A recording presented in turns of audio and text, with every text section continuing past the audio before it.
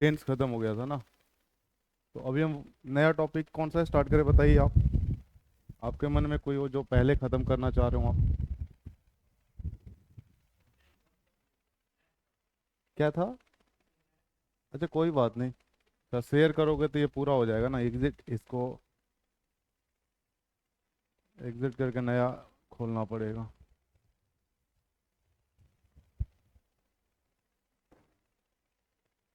कौन सा टॉपिक पढ़ा है बताइए। टेंस पूरा हो गया था, कंडीशनल हो गया था ना। चलो वॉइसेस से स्टार्ट करते हैं। Question tag. Question tag. Question tag छोटा टॉपिक है, एक दिन में वो कंप्लीट हो जाएगा, 2 घंटा बहुत हो जाएगा उसके लिए आज। फिर वो इससे वजह से हम पहले वॉइसेस ही कर लेते हैं। ठीक है। तो देखें।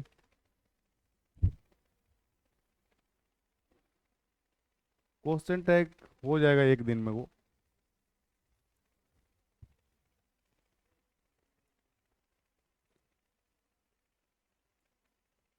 देखें वॉइसेस। ठीक है। अगर हम वॉइसेस की बात करें तो आप सभी को पता है कि वॉइसेस दो तरह के होते हैं।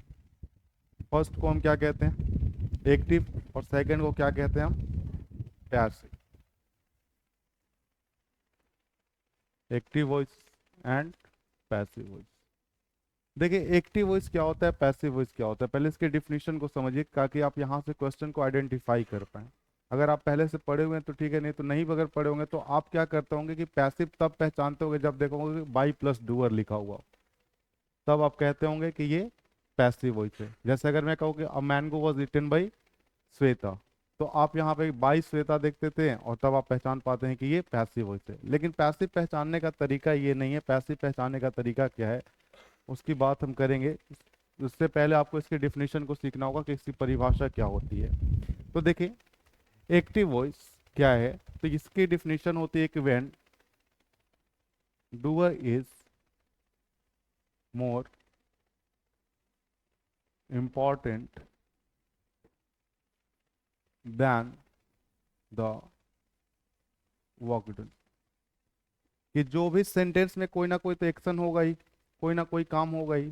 कि जो भी सेंटेंस में काम होगा अगर उस काम से ज्यादा इंपॉर्टेंट कौन है, उसका डूअर, तो उसको हम क्या कहते हैं, एक्टिव वॉइस। ठीक है। अच्छा, अगर हम आपसे पूछे कि सबसे इंपॉर्टेंट दोस्त आपका कौन है, तो आप जिसका भी नाम लेंगे उसको आप क्यों रख रहे हैं, स्टार्टिंग में ही बोलेंगे ना उसका नाम। क्यों बोलेंगे, क्योंकि वो आपके लिए ज्यादा इंपॉर्टेंट है। तो यहाँ पे ज्यादा इंपॉर्टेंट वर्कडन है या फिर डूअर है, डूअर है। तो स्टार्टिंग में कौन आएगा, डूअर या फिर वर्कडन, डूअर आएगा। तो अगर किसी भी सेंटेंस के स्टार्टिंग में आपको लिखा हुआ मिल जाता है डूअर, स्टार्टिंग में क्या लिखा हुआ मिल जाए, डूअर, तो भी आप उस सेंटेंस को क्या कहते हैं, उस सेंटेंस को आप कहेंगे एक्टिव वॉइस। उस सेंटेंस को आप क्या कहेंगे, एक्टिव वॉइस। पैसिव वॉइस क्या होता है, तो इसका डिफिनेशन है कि when work done is more important than the doer. कि जो वर्क डन हो अगर वो डूअर से ज़्यादा इंपॉर्टेंट हो जाए। ठीक है। वर्कडन से वर्कडन ज़्यादा इंपॉर्टेंट हो जाए डूअर से, कि जो काम करने वाला उससे, तो उसको हम क्या कहेंगे, उसको हम कहेंगे पैसिव वॉइस। इसका मतलब है कि यहाँ इंपॉर्टेंट कौन है, वर्कडन। तो स्टार्टिंग में भी क्या आएगा, वर्कडन। इसका मतलब है कि डूअर कहाँ आएगा, सेंटेंस के लास्ट में। ठीक है। या हो सकता है ना भी है, लेकिन डूअर हिडन फॉर्म में, कंसीलिंग फॉर्म में होता ही है।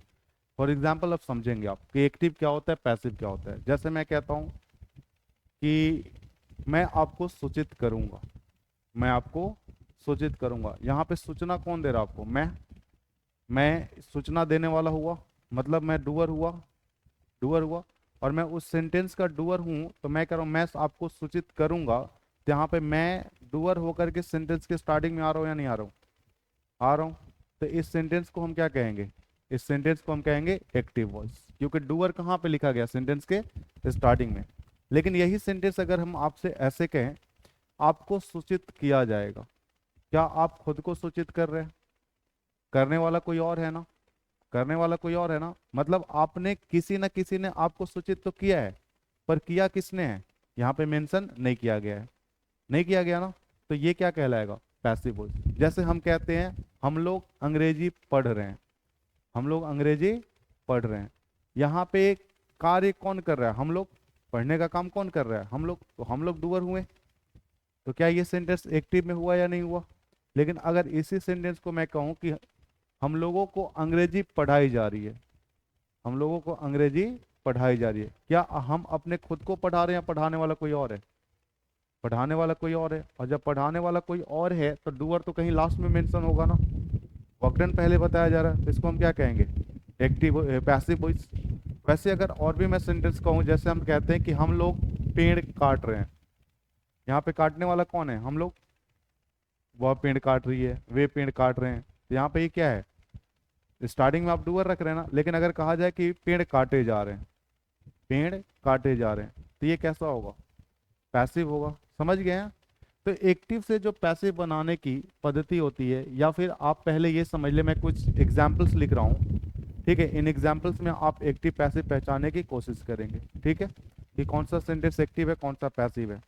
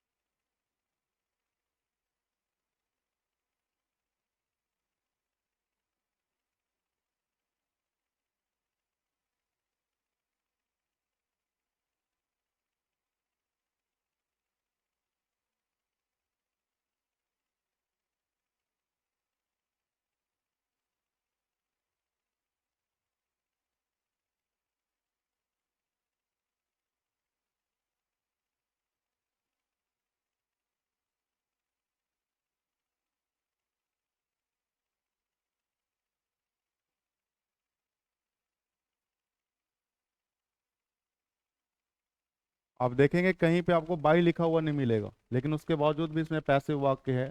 इन वाक्यों को आप पहचानेंगे कैसे? तो डिफिनीशन के आधार पे।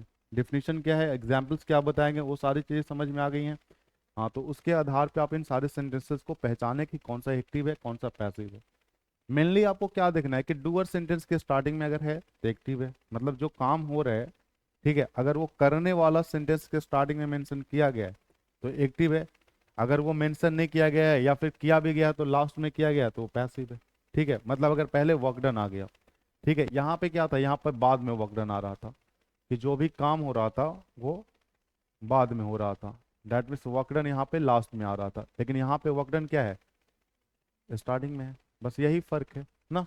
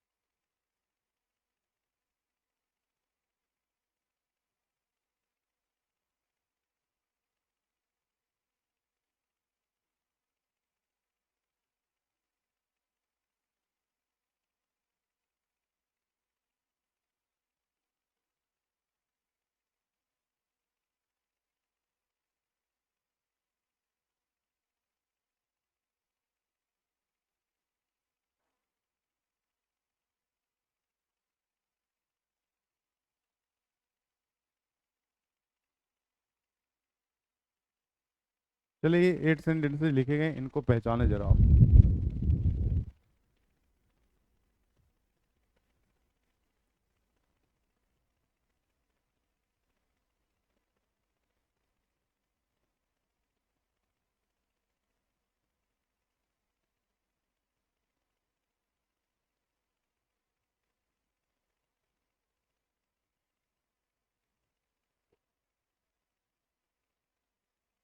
पहचान पा रहे हैं आप?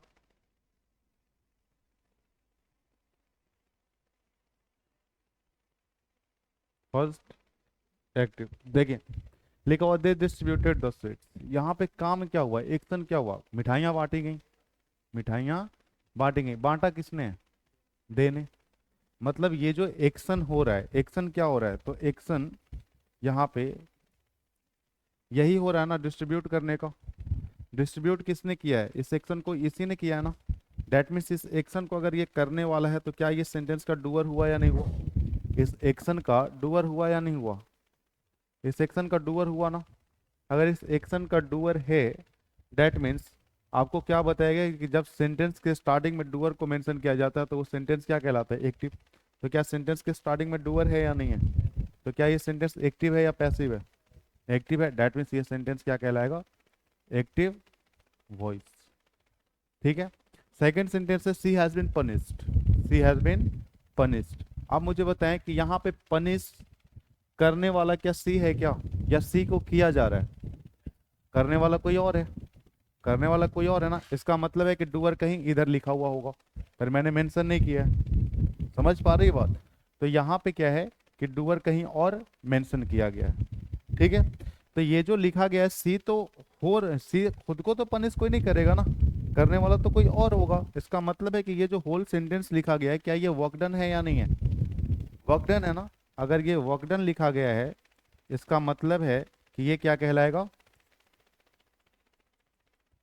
Passive voice. क्लियर है। Second example. ठीक है।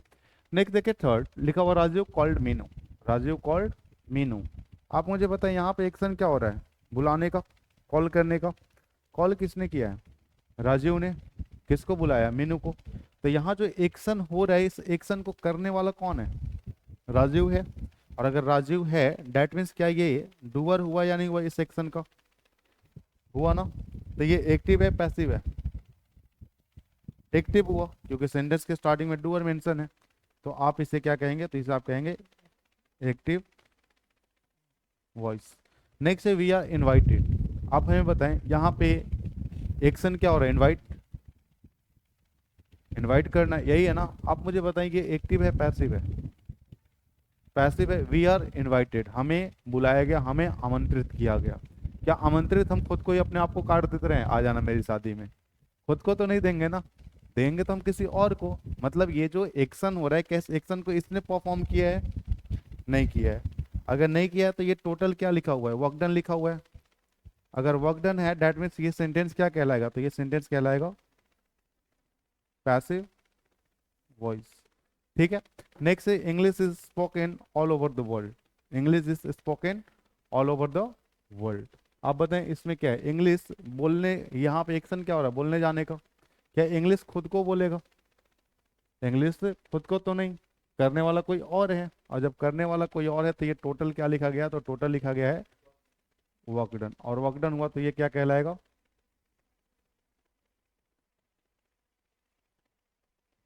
पैसिव वॉइस, यही होगा ना। नेक्स्ट है she has informed me, she has informed me. यहाँ पे सूचना देने का काम हुआ है, ये काम बता रहा है। इस काम को किया किसने, सी ने। करने वाला ये है या नहीं है, करने वाला ये है ना। तो ये क्या सेंटेंस के स्टार्टिंग में मेंशन किया गया है। अगर सेंटेंस के स्टार्टिंग में मेंशन किया गया तो एक्टिव हुआ पैसिव हुआ, एक्टिव हुआ। अब समझ गए होंगे आप। ठीक है। तो ये सेंटेंस जो लिखा गया ये क्या है, तो ये है एक्टिव वॉइस। नेक्स्ट है Rahul was given another chance, Rahul was given another chance. Another chance देने का काम हुआ है, यही है ना। तो देने का जो काम हुआ है, क्या ये खुद को राहुल अनदर चांस दे रहा है, या देने वाला कोई और है, देने वाला कोई और है। और जब देने वाला कोई और है तो ये क्या कहलाएगा, पैसिव वॉइस। समझ गए। नेक्स्ट है थ्री थीव्स वर अरेस्टेड, तीन चोर पकड़े गए। क्या चोर खुद को पकड़ रहे हैं, सॉरी अरेस्ट किए गए, गिरफ्तार किए गए। क्या चोर खुद को गिरफ्तार कर रहे हैं, या गिरफ्त में लेने वाला कोई और है, कोई और गिरफ्तार कर रहा है। दैट मीन्स ये जो है टोटल के टोटल वर्क डन है, दैट मीन्स ये भी क्या है, पैसिव वॉइस है। आई बात समझ में, क्लियर है ये ऑटो एग्जाम्पल्स, या कोई किसी को डाउट है, क्लियर है। चल, तो ये एक्टिव पैसिव पहचानना हमने देखा कि कैसे हम पहचानते हैं एक्टिव में और पैसिव में। बेसिकली आपको एक ही बात की ध्यान रखनी है कि अगर एक्शन करने वाला, दैट मीन्स डूअर, अगर सेंटेंस के स्टार्टिंग में मेंशन किया गया है तो वो क्या होगा, एक्टिव, और अगर वो वर्क डन स्टार्टिंग में मेंशन किया गया तो वो होगा पैसिव। उसी को हमने डिफिनेशन वाइज लिख दिया कि when doer is more important than the work done is called active voice, और when work done is more important than the doer is called passive voice. यही बात है, ठीक है। चलिए अब देखें आप, एक्टिव से पैसिव बनाने के कुछ प्रोसेस होते हैं, ठीक है। एक्टिव से पैसिव बनाने की एक प्रोसेस है जिसे हम नाम देते हैं ट्रांसफॉर्मेशन। इसको क्या नाम देते हैं हम, ट्रांसफॉर्मेशन, ट्रांसफॉर्मेशन, ठीक है। ट्रांसफॉर्मेशन की डिफिनीशन क्या होती है, तो ट्रांसफॉर्मेशन की डिफिनीशन होती है change in the structure but the meaning does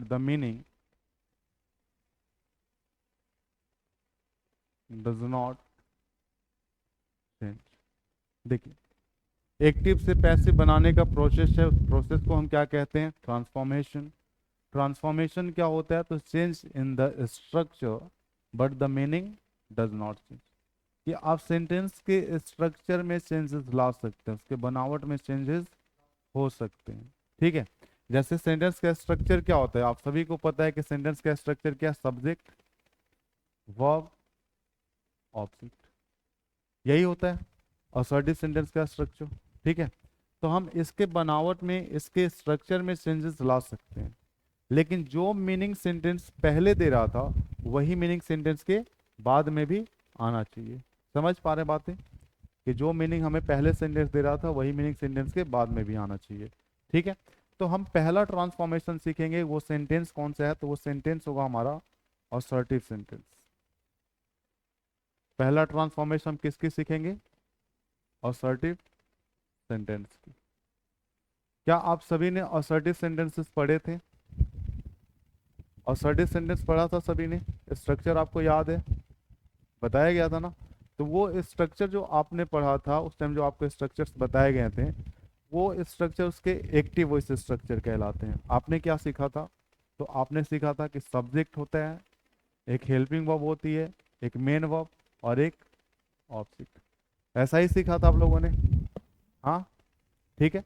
तो ये जो स्ट्रक्चर है ना, ये इस स्ट्रक्चर को हम क्या कहते हैं, तो इस स्ट्रक्चर को हम कहते हैं एक्टिव स्ट्रक्चर। मतलब एक्टिव वॉइस का स्ट्रक्चर होता है ये असर्टिव सेंटेंस का। नेक्स्ट आता है कि इसको हम पैसिव में कैसे करेंगे, पैसिव का स्ट्रक्चर क्या होगा। तो देखें पैसिव का स्ट्रक्चर क्या होगा। तो पैसिव बनाने में सबसे पहले चीज समझिए आप, ठीक है। बाद में हम ये सारी चीजें नहीं लिखेंगे, अभी जितनी चीजें लिखेंगे क्योंकि ये बेसिक है, बेसिक आप समझ लेंगे, उसके बाद फिर हम डायरेक्ट वर्ब के फॉर्म पे बात करेंगे, ठीक है। आप देखिए सबसे पहले चीज कि हमें क्या करना होता है, तो सबसे पहले इस हम ऑब्जेक्ट को उठाते हैं और इसे सेंटेंस के स्टार्टिंग में लेकर के आते हैं, ठीक है। इसे हम सेंटेंस के स्टार्टिंग में लाएंगे और इस ऑब्जेक्ट का केस हम बदल देंगे। ऑब्जेक्ट का केस बदल करके हम इसे किस केस में लिख देंगे, सब्जेक्टिव केस में। दैट मीन्स क्या मतलब है इसका, इसका मतलब सिर्फ इतना है कि अगर आपको यहाँ पे लिखा हुआ मी मिले, तो मी तो ऑब्जेक्टिव केस होता है, पढ़ा आपने बेसिक में, पर्सनल प्रोनाउन केस भी आपको पढ़ाया है नाउन में, और पर्सनल प्रोनाउन में भी पढ़ाया है बेसिक में, ठीक है। तो ये जो मी है, मी का सब्जेक्टिव केस हमें लिखना होगा। मी का सब्जेक्टिव केस क्या होता है, आई। वैसे अगर आपको यहाँ पे लिखा हुआ मिल जाए देम, तो इसे हम किस में चेंज करेंगे, दे में करेंगे ना। वैसे यहाँ पे हर लिखा हुआ मिल जाए तो सी में। समझ पा रहे हैं, इस तरीके से चेंज करेंगे, ठीक है।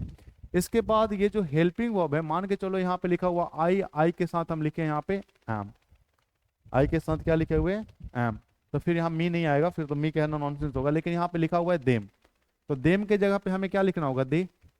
लेकिन क्या दे के साथ हम एम लगाएंगे, नहीं लगाएंगे, क्या लगाएंगे हम, आर लगाएंगे। तो क्या ये भी चेंज होगा या नहीं होगा, होगा।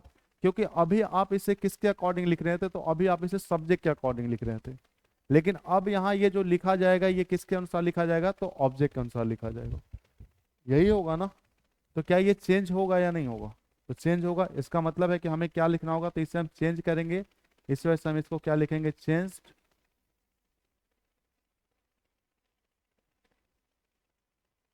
Helping verb. इस हेल्पिंग वर्ब को हम क्या करेंगे, तो इस हेल्पिंग वर्ब को हम चेंज करेंगे,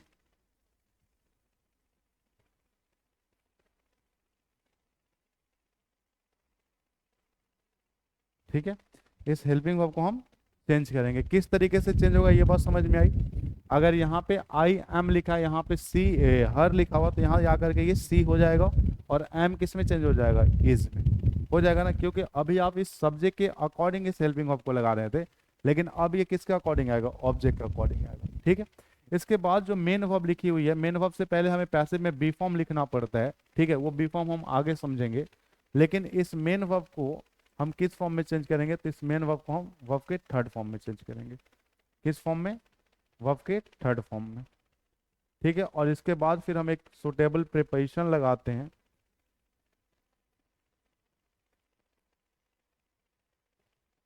प्रीपोजिशन, और उसके बाद आप देखेंगे तो आपने सबको चेंज कर दिया। क्या आपने इस ऑब्जेक्ट को सब्जेक्ट बनाया? हेल्पिंग वर्ब को भी आप इसके अकॉर्डिंग फिर चेंज किए। मेन वर्ब को भी आपने वर्ब के थर्ड फॉर्म में लिख दिया, चाहे वो किसी भी फॉर्म में लिखा हुआ हो। आईएनजी में भी होगा तो थर्ड फॉर्म में चेंज होगा। अगर ये थर्ड फॉर्म में है तो ऐसे ही लिख देंगे। ठीक है, लेकिन यहाँ हमेशा थर्ड फॉर्म आएगा। ठीक है, इसके बाद आपको कौन बचा हुआ रह गया? सब्जेक्ट। तो इस सब्जेक्ट को आप लिखते हैं कहाँ पे? बिल्कुल सेंटेंस के लास्ट में, और तब इसे आप नाम देते हैं एजेंट। ये कौन है? तो ये है सब्जेक्ट, जिसे आप यहाँ पे लिख रहे थे। तो इसको आप बिल्कुल सेंटेंस के लास्ट में लेकर के आ जाएंगे। ठीक है, इतनी बात क्लियर है? हाँ, ठीक है। अब बात आती है सुटेबल प्रीपोजिशन की बात, कि आप सुटेबल प्रीपोजिशन के नाम पे क्या लिखेंगे। तो समझिए आप, सुटेबल प्रीपोजिशन के नाम पे सबसे पहले चल लगाना हमें बाई। ठीक है, सेकंड आता है विद, थर्ड आता है इन, एट और टू। ये 5 प्रीपोजिशन लगाएंगे, लेकिन ये पांचों प्रीपोजिशन के अपने अलग अलग एप्लीकेशन, कैसे कब किसको हमें लगाना है ये समझना है। अगर एजेंट आपने, समझना, अगर एजेंट आपने क्या लिखा हो, तो एजेंट अगर आपने कोई पर्सन लिखा हो, एजेंट कहने का मतलब क्या? एक्टिव वॉइस का सब्जेक्ट। अगर कोई पर्सन हो तो हमें क्या लगाना है? बाई। ठीक है, अगर कोई टूल्स हो या फिर कोई इंस्ट्रूमेंट हो, टूल्स और इंस्ट्रूमेंट, तब उसके साथ हमें क्या लगाना है? विद। इन कब लगाना है? जब सोर्स की बात करेगा ये, सोर्स की या फिर मीडियम की। और एट कब लगाएंगे? ये एट अभी आगे आएगा, एट आता है समथिंग के लिए। अभी मैं समथिंग आपको आगे समझाऊंगा कि समथिंग कहने का क्या तात्पर्य है। और टू किसके साथ आएगा? तो टू हमेशा याद रखिएगा कि अगर आपको सेंटेंस में लिखा हुआ नो मिल जाए वर्ब के नाम पे, या फिर कॉन्फाइन मिल जाए, या फिर रिस्ट्रिक्ट मिल जाए, अगर ये तीनों वर्ब आते हैं तो इनके साथ हमें क्या लगाना है? टू। समझ पा रहे हो? ठीक है, आपने क्या समझा? सबसे पहली चीज असर्टिव सेंटेंस के बारे में हम पढ़ रहे हैं। असर्टिव सेंटेंस को हम कैसे चेंज करेंगे? तो सबसे पहले आपने देखा कि ऑब्जेक्ट को हम उठाएंगे, ऑब्जेक्ट को हम स्टार्टिंग में लिखेंगे, लेकिन ऑब्जेक्ट था तो ये ऑब्जेक्टिव केस में था, लेकिन इसके केस को हम चेंज करके क्या करेंगे? Subjective case. मतलब वो ऑब्जेक्ट को हम क्या बना देंगे? सब्जेक्ट बना देंगे। यहाँ पे हेल्पिंग वर्ब आप इस सब्जेक्ट के अकॉर्डिंग लगा रहे थे, लेकिन अब आप किसके अकॉर्डिंग लगाएंगे? तो ऑब्जेक्ट के अकॉर्डिंग लगाएंगे। ठीक है, अगर यहाँ पे मी है तो यहाँ पे आई होगा, और आई के अकॉर्डिंग एम आएगा। ठीक है, या फिर जो भी हो टेंस के अकॉर्डिंग वो पता चलेगा कि क्या टेंस अप्लाई किया गया, क्या लगाया गया। उसके बाद मेन वर्ब को हमेशा थर्ड फॉर्म में। फिर इसके बाद तुरंत हमें क्या लिखना है? Suitable preposition. सुटेबल प्रीपोजिशन के नाम पे हमने कितने प्रीपोजिशन? 5 प्रीपोजिशन देखे। कब किसको लगाएंगे? जब हमारा एक्टिव का सब्जेक्ट या फिर पैसिव का एजेंट कोई पर्सन हुआ, कोई पर्सन हुआ, तब हम क्या लगाएंगे? बाई। कोई टूल्स या फिर इंस्ट्रूमेंट हुआ तब हम क्या लगाएंगे? विद। और अगर कोई सोर्स या फिर मीडियम हुआ तब हम इन लगाएंगे। अगर कुछ समथिंग की बात कही जा रही है तो हम ऐड लगाएंगे। और मैं समथिंग वाली बातें बताई, कभी मैं आगे डील करूंगा, समथिंग अभी मैंने बताया नहीं है। ठीक है, और अगर आपको वर्ब के नाम पे नो लिखा हुआ मिल जाए, कॉन्फाइन लिखा हुआ मिल जाए, या फिर रिस्ट्रिक्ट लिखा हुआ मिल जाए, तब आपको प्रिपरेशन फिक्स है कि प्रिपरेशन क्या आएगा? टू। चाहे एजेंट कुछ भी हो या फिर एक्टिव का सब्जेक्ट कुछ भी हो। क्लियर है इतनी बात? अब मैं कुछ वाक्य लिख रहा हूँ। ठीक है, अब यहाँ से हम पहले टेंस को देखते हैं। तो पहला टेंस अगर हम स्टार्ट करते हैं तो फर्स्ट टेंस हम पढ़ेंगे किसको? तो फर्स्ट टेंस पढ़ेंगे हम प्रेजेंट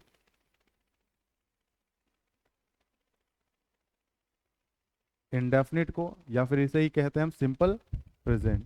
ठीक है, तो आपने इसमें टेंस पढ़ा था ना? टेंस पढ़ा है ना? तो टेंस में इसके स्ट्रक्चर बताए गए हैं। अगर वो सारे स्ट्रक्चर को देखोगे, टेंस में जो भी बताया जाता है उसके स्टार्टिंग में सब्जेक्ट आता है। आता है ना हर एक सेंटेंस के? तो सब्जेक्ट क्या होता है, सेंटेंस का डूअर होता है या नहीं होता है, होता है ना। और अगर सेंटेंस का डूअर है और डूअर को आपने स्टार्टिंग में, जैसे मैं इसी स्ट्रक्चर की बात करूं, समझना आप कोई भी स्ट्रक्चर पढ़े थे, जैसे पहले आपने पढ़ा होगा सब्जेक्ट V1, या फिर V1 plus ACS object, present indefinite का आप यही पढ़ते हैं। दूसरा आप पढ़ते हैं subject plus is, am, are, verb की ING प्लस ऑब्जेक्ट, यही पढ़ते हैं। थर्ड पढ़ते हैं आप subject plus has, have plus verb third form plus object. तो ये जितने भी आप स्ट्रक्चर सेंटेंस में देखते हैं, क्या सेंटेंस के स्टार्टिंग में सब्जेक्ट आता है या नहीं आता, सब्जेक्ट ही आता है ना। अगर सब्जेक्ट आ रहा है डेट मीन्स ये सेंटेंस का डूअर हुआ या नहीं हुआ। तो क्या ये सारे सेंटेंस के स्टार्टिंग में डूअर लिखा गया, नहीं लिखा गया। अगर सारे सेंटेंस के स्टार्टिंग में डूअर लिखा गया, तो आपने अभी ही पढ़ा था ना कि डूअर अगर सेंटेंस के स्टार्टिंग में आया तो वो स्ट्रक्चर क्या कहलाता है, एक्टिव कहलाता है। तो ये सारे के सारे स्ट्रक्चर एक्टिव लिखे गए या नहीं लिखे गए, समझो इस चीज को, क्या ये एक्टिव है या नहीं है। तो हमें इसका पैसिव बनाना आप सीखना है, ठीक है। तो आपने जो भी टेंसेस में स्ट्रक्चर पढ़े हैं टेंसेस के, वो स्ट्रक्चर कैसे थे इसके, एक्टिव स्ट्रक्चर। क्लियर है, सारे टेंस कैसे स्ट्रक्चर होते हैं, एक्टिव स्ट्रक्चर। अब हम बात करेंगे बारी बारी से कि कैसे इसको ट्रांसफॉर्म करते हैं,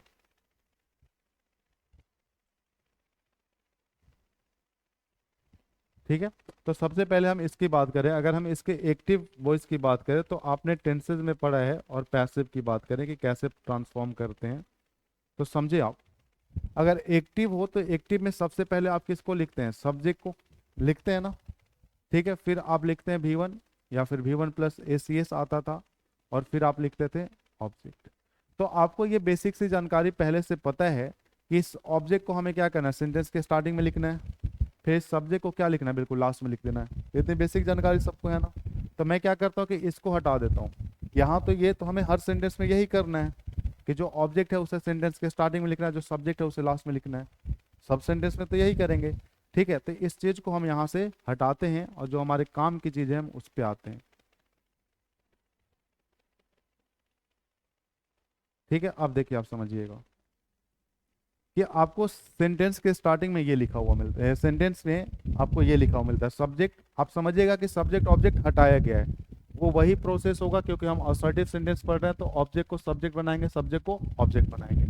ऑब्जेक्ट कहने का मतलब क्या है, एजेंट बनाएंगे, ठीक है। ये सारे सेंटेंसेस में प्रोसेस वही होगा, ठीक है। तो अब इसका पैसिव हम देखते हैं। तो पैसिव में सबसे पहले हमें क्या लिखना पड़ता है, तो सबसे पहले आता है is, am, are plus verb का थर्ड फॉर्म। मैं अभी बताऊंगा अभी कि ये इज एम आर कहाँ से आते हैं। तो पैसिव स्ट्रक्चर इसका ये होता है। जैसे समझे, जैसे हमने एक सेंटेंस लिखा, जैसे हमने लिखा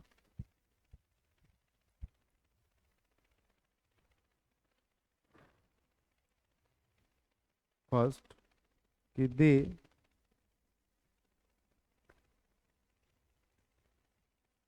सेव मी, या दे हेल्प मी। तो सबसे पहले आप पहचाने क्या ये सेंटेंस जो लिखा गया है ये प्रेजेंट इंडेफिनिट का है या नहीं है। प्रेजेंट इंडेफिनिट का है ना। क्योंकि आपने देखा, मैंने क्या कहा कि आज सब्जेक्ट और ऑब्जेक्ट को मैंने हटा दिया है, क्योंकि आपको पता है कि हर जगह वही लिखना लंबा लंबा सा लगेगा। इससे अच्छा है कि ऑब्जेक्ट को सब्जेक्ट बनाना है और सब्जेक्ट को ऑब्जेक्ट बनाना है, ये तो बात पता ही है हमें। तो हर जगह लिखने का कोई मतलब है नहीं। तो आप देखिए ये सब्जेक्ट है, ये ऑब्जेक्ट है, वर्ब है ना। तो इसको अगर हम पैसिव बनाएंगे, पैसिव ट्रांसफॉर्म करेंगे, तो पैसिव किस तरीके से करेंगे, तो सबसे पहले हमें इस आई को लिखना है, ऑब्जेक्ट को ही लिखेंगे ना। और आई को हम किस में लिखेंगे, सब्जेक्टिव केस में। तो सब्जेक्टिव केस में हम क्या लिखेंगे, आई। मी को हम क्या लिखेंगे, आई। फिर हमने देखा कि हमें आई के और हमें क्या लगाना है, इज एम आर कोई आना चाहिए। तो आई के साथ हम क्या लिखते हैं, एम लिखते हैं। तो हमने लिखा आई एम। फिर ये इसको V3 में चेंज कर दिया, हेल्प। फिर देखें कि जैसे ही मैंने V3 लिखा, V3 के बाद हमें सुटेबल प्रिपोजिशन चाहिए, प्रिपोजिशन इतने हैं। अब हमें देखना है कि जो एक्टिव वॉइस लिखा गया है उसका जो डूअर है वो कौन है, क्या कोई पर्सन है, टूल्स है, इंस्ट्रूमेंट है, क्या है। तो ये जो दे लिखा हुआ है ये पर्सन है या नहीं है, पर्सन है। तो पर्सन है तो हम यहाँ पे क्या लिखेंगे, बाई देम। बात आई समझ में सभी को, क्लियर है। तो आप इसे देख ले, फिर मैं क्वेश्चंस दूंगा आपको। देखे जल्दी से।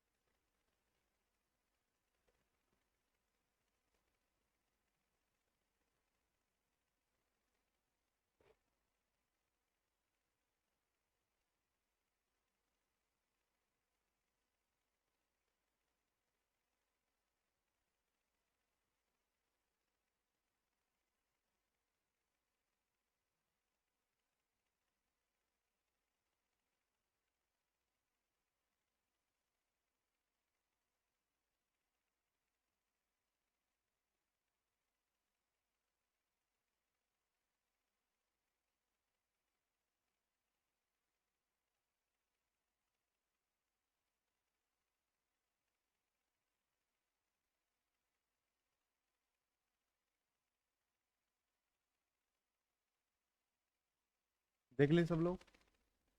हो गया? देखें फिर आगे। अब मैं आगे कुछ वाक्य लिख रहा हूँ, इन सेंटेंसेस को आप बनाएंगे ना।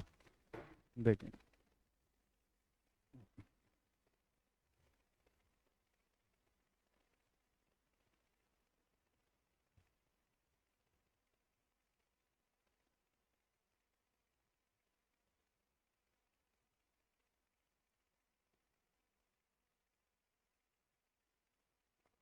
हाँ।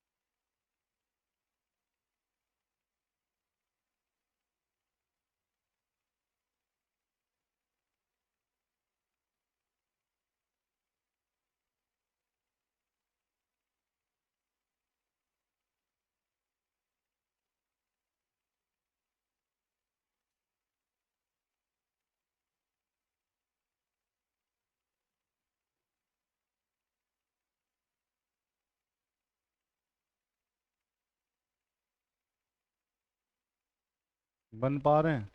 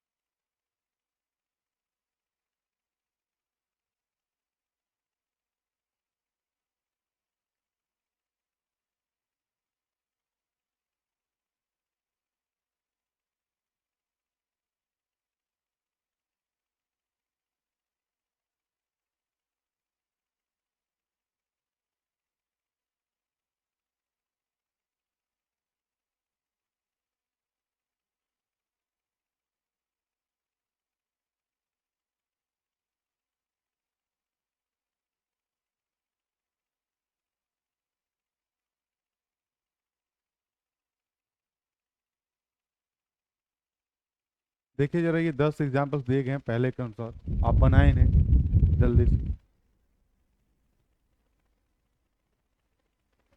क्योंकि ये बिल्कुल बेसिक से क्वेश्चन। हैंड राइटिंग समझ में आ रही है ना?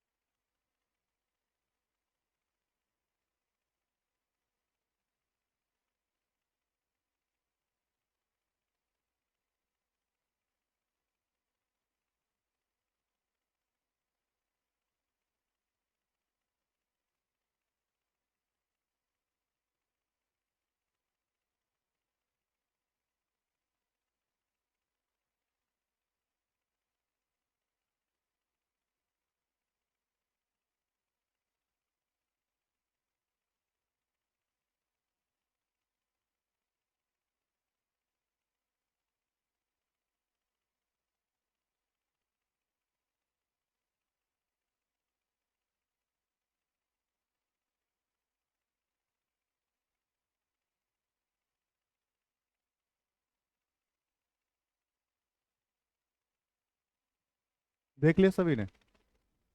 बन गए?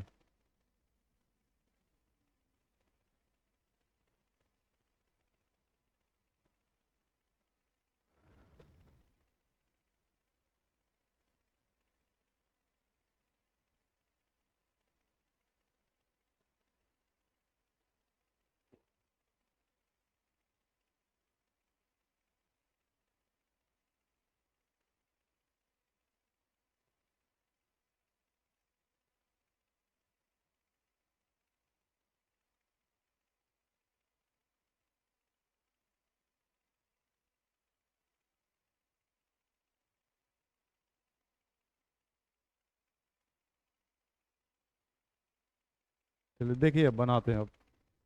आप समझ चुके हैं ना कि हमें हेल्पिंग वर्ब के नाम पे प्रेजेंट इंडेफिनिट के पैसिव स्ट्रक्चर में क्या लगाना है? Is, am, are. क्लियर है? तो देखिए, फर्स्ट सेंटेंस लिखा गया सी किल्स स्नेक, सी किल्स स्नेक। तो फर्स्ट ऑफ ऑल हम किसको मेंशन करेंगे? तो सबसे पहले हम इस ऑब्जेक्ट को मेंशन करेंगे। ऑब्जेक्ट कौन है? अ स्नेक। ये वर्ब है और ये डूअर है, मतलब सब्जेक्ट, यही ना? तो आपने कहा अ स्नेक,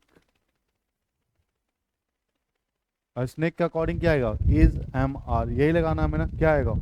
इज, हमने लिखा इज किल्ड बाई। क्यों आएगा? क्योंकि ये सी क्या है? कोई पर्सन है।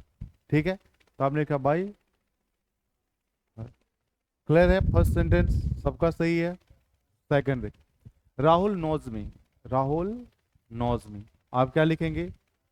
आई एम नॉन, ये पता है ना, नो, न्यू, नॉन। ठीक है, नॉन। अब क्या आएगा? बाई। देखो यहाँ पे साफ साफ क्या लिखा गया था। नो के साथ, कॉन्फाइन के साथ, रिस्ट्रिक्ट के साथ हमें क्या लगाना है? तो फिर कैसे कह रहे हो भाई? बताया ना, टू आएगा, ये बाद में नहीं ना बोलना है भाई। फर्स्ट टाइम तुम गलत कर चुके हो हैं। अगर ऑप्शंस आ जाए पेपर में और आप लगा दो भाई, तो गलत हो जाएगा ना। ठीक है, तो गलत है तो इस चीज को तुम स्वीकार करो, हाँ गलत है। ठीक है, तो आई एम नॉन, क्या आएगा यहाँ पे? To, to Rahul. क्लियर है? नेक्स्ट है सी स्पीक्स द ट्रूथ, वो सच बोलती है।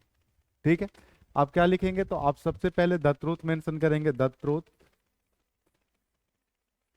ठीक है, उसके बाद क्या चाहिए? इज, एम, आर, यही आना चाहिए ना। तो हम क्या लिखेंगे? इज, स्पीक, स्पोक, स्पोकन, यही होता है। तो द ट्रूथ इज स्पोकन। अब देखो यहाँ पे पर्सन है ना, सी, तो हम क्या लिखेंगे? By her. नेक्स्ट है राजीव मैरिज श्वेता। अभी ये सेंटेंस छोड़ दें आप, फिफ्थ पे है, लिखा हुआ an arrow kills snake, an arrow kills snake. सबसे पहले आप स्नेक लिखेंगे, या किसी को इसमें भी तकलीफ है तो आपने लिखा अ स्नेक, फिर क्या आएगा इज किल्ड। अच्छा अब यहाँ पे क्या आएगा, विद आएगा, क्योंकि एन एरो क्या एक टूल्स है ना, टूल्स है। और अगर टूल्स है तो आप क्या लिखेंगे, तो अ snake is killed with an arrow. Clear है ना। इसके बाद नेक्स्ट देखिए, this surprises the guest, this surprises the guest. तो सबसे पहले द गेस्ट लिखेंगे, आ रही बात समझ में भाई, ठीक है। तो लिखोगे the guest, the guest are, हैं इज आएगा, आर आएगा ना, आर सरप्राइज्ड। ठीक है, अब यहाँ पे किससे सरप्राइज हो रहे हैं, सी से, तो आप क्या लिखोगे बाई हर। नेक्स्ट है her integrity surprises the guest, her integrity surprises the guest. ठीक है, तो आप कैसे लिखेंगे, सबसे पहले द गेस्ट लिखेंगे, आपने लिखा द गेस्ट और सरप्राइज्ड, इतना ही आएगा पहले। यहां तक तो सबका सही है। अब बताएं यहाँ पे प्रिपरेशन हम क्या लगाएंगे। इंटीग्रिटी समझते हो, नहीं समझते। इंटीग्रिटी अगर आप नहीं समझते तो होल कंडक्ट को, होल बिहेवियर को हम इंटीग्रिटी कहते हैं। अगर नहीं समझ पा रहे हो तो आप इतना समझिए, ईमानदारी। ठीक है, इंटीग्रिटी को आप क्या समझे, ईमानदारी, कि उसकी ईमानदारी गेस्ट को सरप्राइज करती है। ठीक है, हाँ हाँ बिल्कुल। तो वही तो मैं कह रहा हूँ कि the whole behaviour is called integrity, कि आप किस तरीके से बात करते हैं, चलते कैसे हैं, क्या आप किस तरीके से आपका कंडक्ट है, ये सारी चीजें मिलाकर के ही इंटीग्रिटी कहलाती हैं। ठीक है, तो आप बताएं कि हर इंटीग्रिटी सरप्राइजेस द गेस्ट। अब मेरी बात सुनो आप, आपको अब यहाँ पे क्या लगाना है, प्रिपोजिशन। और प्रिपोजिशन कौन निर्धारित करता है, एक्टिव का डूअर या फिर पैसिव का एजेंट। तो एजेंट तो यहाँ पे कौन बनेगा, हर इंटीग्रिटी। अब इंटीग्रिटी क्या कोई पर्सन है, कोई टूल्स है, कोई इंस्ट्रूमेंट है, नहीं है। क्या कोई सोर्स है, कोई मीडियम है, और वो तो तीनों वर्ब है ही नहीं, नो कॉन्फाइन नो रेस्ट्रिक्ट। तो बचा क्या, समथिंग, बचा ना, समथिंग बचा ना। तो समथिंग के साथ हम क्या लगाएंगे, at how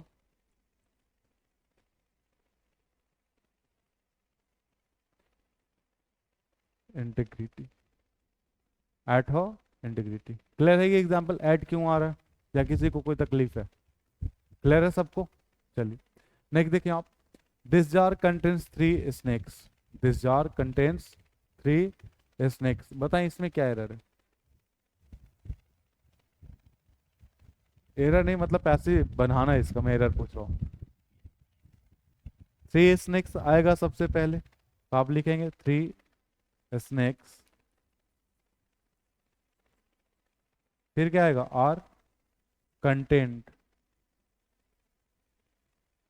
3 snakes are contained. इतना तो सबने बनाया होगा। अब प्रिपोजिशन हम क्या लगाएंगे, हाँ इन लगाएंगे ना। इन क्यों लगाएंगे, क्योंकि 3 स्नेक्स, ये जार, जार समझते हो ना, शीशे का बना होता है। ठीक है, तो शीशे का बना होता है, वो रखने की एक मीडियम है, माध्यम है या नहीं है। अगर माध्यम है तो यहाँ पे हमें क्या लगाना होगा, in this jar, in this jar. समझ गए, इन क्यों आ रहा है, क्लियर है सबको। Next, they allow her to sit here, they allow her to sit here. तो आप कैसे बनाएंगे, तो सबसे पहले आप लिखेंगे she is allowed to sit here by them. या किसी ने ऐसा भी बनाया होगा कि इस वाले को वो बिल्कुल लास्ट में लेके चले जा रहे होंगे यहाँ तक, और इसको वो इसके जगह पे लिख रहे होंगे। ऐसा किया है किसी ने, किसी ने नहीं किया, सबने ऐसा ही बनाया है। नहीं, तो वैसा भी करोगे तो सही है, लेकिन अगर दोनों ऑप्शन में आ जाए तो आप यही लगाएंगे। इसकी वजह ये है क्योंकि आपने क्या पढ़ा है कि डूअर की इंपॉर्टेंस पैसिव में नहीं होती। तो डूअर हमेशा कहाँ प्लेस्ड होगा सेंटेंस में? लास्ट में।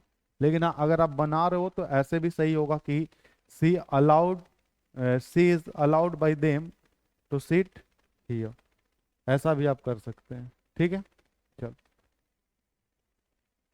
नेक्स्ट है दे celebrate it, sorry they celebrate her birthday in the hall. They celebrate her birthday in the hall. आप कैसे बनाएंगे? तो आप बनाएंगे हर बर्थडे, यही ऑब्जेक्ट है ना, तो आप लिखोगे हर बर्थडे इज सेलिब्रेटेड। फिर आपने ऐसा भी किया होगा कि bye them in the hall, ऐसा किया होगा आपने, हो सकता है। तो ये भी कहना सही है, लेकिन आपके एग्जाम में ये ऑप्शन अगर आता है तो ये गलत माना जाएगा। गलत नहीं मान सकते, लेकिन हाँ ये ऑप्शन ज़्यादा अप्रोप्रिएट नहीं होगा। ज़्यादा अप्रोप्रिएट ऑप्शन ये कहना होगा कि in the hall bye them. ऐसा क्यों? क्योंकि आप क्या पढ़ते हैं पैसिव का डिफिनेशन कि डूअर कहाँ लिखते हैं? सेंटेंस के लास्ट में लिखते हैं। ठीक है, इसी वजह से अगर आप डूअर को बीच में लिखते हैं, यहाँ कर देते हैं, तो यहाँ से इसकी इंपॉर्टेंस घट जाती है, तो ये तो फिर गायब हो जाएगा। और जब यहाँ से ये सेंटेंस गायब होगा तो फिर मीनिंगलेस हो जाएगा। ठीक है, तो इस वजह से अगर दोनों ऑप्शन में आए तो लास्ट वाला कहना ज़्यादा अप्रोप्रिएट होगा फर्स्ट से। ठीक है, ऐसा नहीं कि फर्स्ट वाला गलत है, फर्स्ट वाला भी गलत नहीं है। ठीक है, लेकिन उसकी वजह यह है कि पैसिव के डिफिनेशन के अकॉर्डिंग वो लास्ट में डूअर को मेंशन हमने नहीं किया है। क्लियर है सभी को? अब तो ये 10 सेंटेंस हो गए, सबको समझ में आई बातें या किसी कोई डाउट है? 4 नंबर, अच्छा 4 नंबर छूटा हुआ है। देख नेक्स्ट लिखा हुआ राजू मैरिज श्वेता। राजू मैरिज श्वेता। पहले बताएं क्या ये सेंटेंस सभी को सही लग रहा है? ये लिखना सही है, गलत है कुछ? कोई किसी को ऐसा लग रहा है कि ऐसा होना चाहिए राजू मैरिज विद श्वेता? क्योंकि लग रहा है, क्योंकि हिंदी में आप ऐसे बोलते हो कि उसकी शादी उसके साथ हुई है, ऐसा ही बोलते हो ना। तो आप ये कहते हो, आप जानते हो के साथ आता है, तो के साथ की इंग्लिश आप जानते हो वेद। इस वजह से आपके मन में आता है कि वहां पे विद होना चाहिए, लेकिन विद नहीं आएगा। तो आप समझे, आप मैरी को लेकर के पीछे वाले स्लाइड में ही मैं यहीं पे मेंशन कर देता हूं कि मैरी एक ऐसा वर्ब है, समझिएगा, जिसका इस्तेमाल हम दोनों में करते हैं। मैरी का इस्तेमाल हम एक्टिव में भी करते हैं और पैसिव में भी करते हैं। लेकिन समझिएगा, आपको लगेगा कि एक्टिव वॉइस में इसका इस्तेमाल हम करें तो इसके साथ कोई भी प्रेपोजिशन लगा दें, जैसे कि आपके मन में आ सकता है विद, या फिर आ सकता है टू। तो आप याद रखेंगे कि ना तो एक्टिव में मैरी के साथ विद आता है, ना टू आता है। लेकिन पैसिव में ये लेगा प्रेपोजिशन, तो क्या लेता है? विद और टू। तो आप याद रखिएगा कि विद नहीं आता, क्या आता है? टू आता है। ठीक है, पैसिव में टू आएगा, एक्टिव में कुछ भी नहीं आएगा। ठीक है, तो अब देखिए ये जो सेंटेंस लिखा गया है सॉरी, कि राजू मैरिज श्वेता, यहाँ पे शादी किसकी हो रही है? राजू की। यही है ना, तो डूअर तो यही है। और अगर डूअर ये है तो ये एक्टिव है, तो एक्टिव में क्या हम कोई प्रेपोजिशन लगाते हैं? मैरी के साथ कोई प्रेपोजिशन नहीं लगाते। तो इसके साथ अगर आपको यहाँ पे, क्योंकि ये एरर में पूछा जाता है, ठीक है, तो आप याद रखिएगा कि अगर आपको यहाँ पे विद लिखा हुआ मिल जाए या फिर टू लिखा हुआ मिल जाए तो ये लिखना बिल्कुल ही गलत है। क्लियर है ना?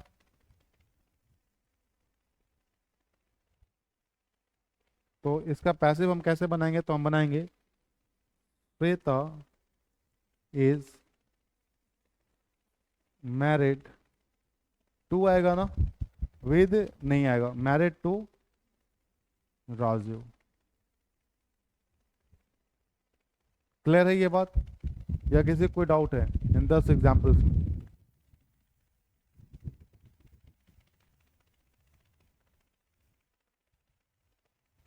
आगे मूव ऑन करें, चल देखें। अब हमें सीखना होगा स्ट्रक्चर बनाना, क्योंकि अभी आपने देखा कि प्रेजेंट इंडेफिनिट का स्ट्रक्चर एक्टिव में क्या था? V1 प्लस ACS या फिर V1, यही था। और पैसिव में क्या करते थे आप? Is am are plus verb third कर रहे हैं। वैसे ये कैसे होता है हमको इसे देखना होगा, तो आप समझेंगे। पहले आप ये बताएं कि सबको टेंस के स्ट्रक्चर आते हैं ना, या कोई ऐसा है जिसको नहीं आता है? सबको आते हैं। जिसको नहीं आता है वो जरूर रिवीजन लगाएं, ठीक है। देखिए आपको टेंस में बताए गए हैं सब चीज़ें। तो अब देखो एक्टिव में और पैसिव में क्या फ़र्क है। पैसिव का जो स्ट्रक्चर होता है वो ये स्ट्रक्चर होता है be form plus verb third form. कि पैसिव का स्ट्रक्चर क्या है, हमेशा इसी फॉर्म में आपको दिखेगा पैसिव स्ट्रक्चर। कि सबसे पहले क्या आएगा, बी फॉर्म, और फिर आएगा वर्ब का थर्ड फॉर्म। बी फॉर्म आपको बेसिक क्लास पढ़ाते वक्त बताया गया था कि बी फॉर्म होते कौन से हैं। तो आपको याद अगर नहीं हो तो देखें आप, बी फॉर्म का V1, V2 और V3। पहला होता है इज, एम, आर, वॉज, वर और बीन। बताया गया नहीं बताया गया? बताया गया था ना। अब देखिए समझिए। अभी मैं आपको फर्स्ट बताया था पहला स्ट्रक्चर का प्रेजेंट इंडेफिनिट का। अगर ये समझ लोगे तो आपको स्ट्रक्चर रटने की जरूरत नहीं पड़ेगी, ठीक है। नहीं तो आपको रटना पड़ेगा फिर। तो आपने क्या देखा कि इसका एक्टिव में क्या है और पैसिव में क्या है। तो आपने देखा कि एक्टिव में हम लिखते हैं इसका V1 या फिर V1 प्लस SES, यही देखा था। और पैसिव में क्या लिखते हैं, is, am, are plus verb का थर्ड फॉर्म, यही लिखते हैं ना। अब समझिएगा, यहाँ से आपको नहीं समझ में आएगी। मैं प्रेजेंट कॉन्टिन्यूअस से फिर वापस आकर के इसको डील करूंगा कैसे ये होता है। तो देखें अब सेकंड जो आता है, सेकंड होता है that is called present continuous. Present continuous tense. अगर हम प्रेजेंट कॉन्टिन्यूअस के एक्टिव स्ट्रक्चर की बात करें और पैसिव स्ट्रक्चर की बात करें, समझिएगा। तो एक्टिव स्ट्रक्चर क्या होता है, इसका subject plus is, am, are plus verb की आईएनजी फॉर्म प्लस ऑब्जेक्ट, यही होता है ना। आप इसका क्या लिखते हैं, subject plus is, am, are plus verb की आईएनजी फॉर्म प्लस ऑब्जेक्ट। क्या आप ऐसा ही लिखते हैं या नहीं लिखते हैं? यही लिखते हैं ना एक्टिव स्ट्रक्चर। तो मैंने अभी आपको बताया कि इसको अभी हम हटा देते हैं, सब्जेक्ट और ऑब्जेक्ट अभी हम रिमूव करके चलेंगे, क्योंकि आपको पता है कि पैसिव में क्या करना है। तो ऑब्जेक्ट को सब्जेक्ट बनाना और सब्जेक्ट को लास्ट में सेंटेंस के ऑब्जेक्ट बना करके हमें लिख देना है, पता है ना सभी को। तो हम बस इतने ही पे काम कर रहे हैं। अब समझिएगा इसको हम कैसे पैसिव ट्रांसफॉर्म करेंगे। तो सबसे पहले हम देखते हैं, हेल्पिंग वर्ब तो एज इट इज रह रही थी, हेल्पिंग वर्ब चेंज नहीं हो रही थी ना, क्योंकि आपने क्या देखा था, changed helping verb. Helping verb को तो हम लिख रहे थे, बस चेंज हो रहा था इस सब्जेक्ट के अकॉर्डिंग। मतलब चेंज तो होगा, ठीक है। जैसे आप माने कि यहाँ अगर हमें ऑब्जेक्ट इस सेंटेंस में यहाँ पे लिखा हुआ मी मिल जाए, और यहाँ पे सी लिखा हुआ है, तो सी के साथ क्या आएगा, इज आएगा। और मी के साथ यहाँ अगर हम लिखेंगे तो मी के साथ आई लिखना पड़ेगा ना। मतलब हेल्पिंग वर्ब तो रहेगा ही रहेगा। तो आप इस हेल्पिंग वर्ब को कोई छेड़छाड़ नहीं करते, इस हेल्पिंग वर्ब को हम एज इट इज लिखते हैं जैसे ये होता है। तो हम इसको क्या करेंगे, वैसे लिखेंगे, इज, एम, आर। इसके बाद ये मेन वर्ब है या नहीं है, मेन वर्ब है ना। और मैंने क्या बताया कि पैसिव स्ट्रक्चर क्या होता है, कि मेन वर्ब को हम किस फॉर्म में लिखते हैं, थर्ड फॉर्म में। मतलब ये डेफिनेट सी बात है कि ये जो आईएनजी फॉर्म है इसको हमको किस फॉर्म में लिखना है, थर्ड फॉर्म में इसको हम लिखेंगे। लिखेंगे या नहीं लिखेंगे, लिखेंगे थर्ड फॉर्म में। लेकिन उससे पहले हमें क्या लगाना है, बी फॉर्म। बी फॉर्म कौन निर्धारित करेगा, एक्टिव वॉइस का मेन वर्ब। मेन वर्ब जिस फॉर्म में होगा उसी फॉर्म में क्या आएगा, बी फॉर्म आएगा। समझना इस चीज को। मेन वर्ब यहाँ पे किस फॉर्म में है, आईएनजी फॉर्म में। तो बी फॉर्म किस फॉर्म में आना चाहिए, आईएनजी फॉर्म में। तो बी का आईएनजी फॉर्म क्या होता है, बीइंग। क्या होता है, बीइंग। समझ पा रहे हो मेरी बात। तो हमको यहाँ पे क्या लिखना पड़ेगा, बीइंग। समझ पाए हो या नहीं समझ पाए? कोई बात नहीं, अगर नहीं समझ में आया अभी आगे समझ में आएगा, समझना, ठीक है। देखो नेक्स्ट, फिर हम वापस आएंगे, मुझे पता है कि एक बार में नहीं समझ पाओगे। देखें नेक्स्ट, फिर नेक्स्ट हम कहते हैं प्रेजेंट परफेक्ट।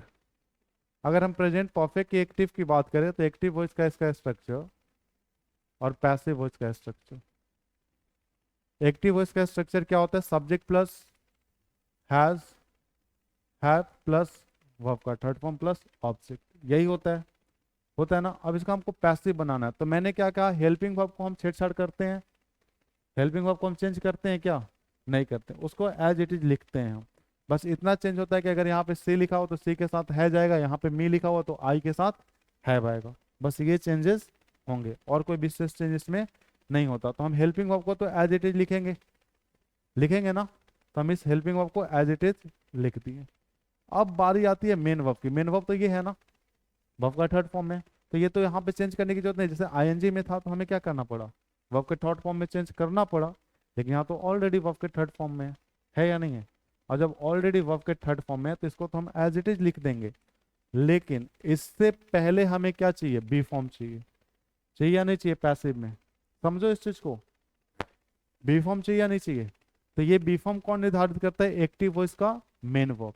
एक्टिव वॉइस का मेन वर्ब जिस फॉर्म में हुआ उसी फॉर्म में बी फॉर्म आएगा। तो एक्टिव वर्ब का मेन वर्ब यहाँ पे कौन है, थर्ड फॉर्म, तो बी फॉर्म का क्या आना चाहिए, थर्ड फॉर्म, तो क्या आएगा यहाँ पे, बीन।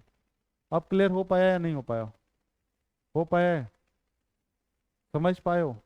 तो अब आप ये बता सकते हो ये बिंग क्यों आया था, क्यों आया था, क्योंकि एक्टिव वॉइस का मेन वर्ब किस फॉर्म में है, आईएनजी फॉर्म में है, इसी वजह से मेन वर्ब को हमें किस फॉर्म में लिखना है, वर्ब के थर्ड फॉर्म में। लेकिन इससे पहले हमको हमेशा क्या चाहिए, बी फॉर्म। ये बी फॉर्म कौन निर्धारित करेगा, एक्टिव वॉइस का मेन वर्ब। ठीक है, क्लियर है ना। अब देखो यहाँ पे अगर देखोगे, अब समझना इस चीज को, प्रेजेंट इंडेफिनिट पे वापस आओ, तो क्या आपको यहाँ पे कोई हेल्पिंग वर्ब दिख रहा है इसके एक्टिव वॉइस में, कोई हेल्पिंग वर्ब है, नहीं है, तो हमने हेल्पिंग वर्ब नहीं लिखी।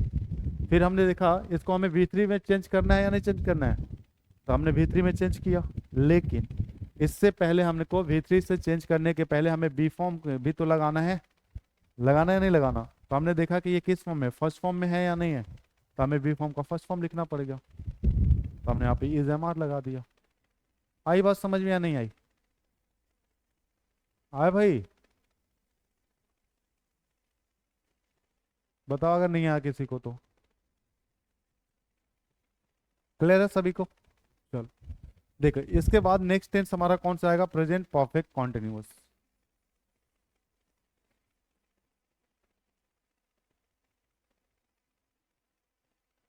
प्रेजेंट परफेक्ट कॉन्टिन्यूअस, अगर आपको पता हो इसका एक्टिव वॉइस और पैसिव वॉइस, क्या सभी को पता है प्रेजेंट परफेक्ट कॉन्टिन्यूअस का स्ट्रक्चर क्या होता है, एक्टिव का और पैसिव का।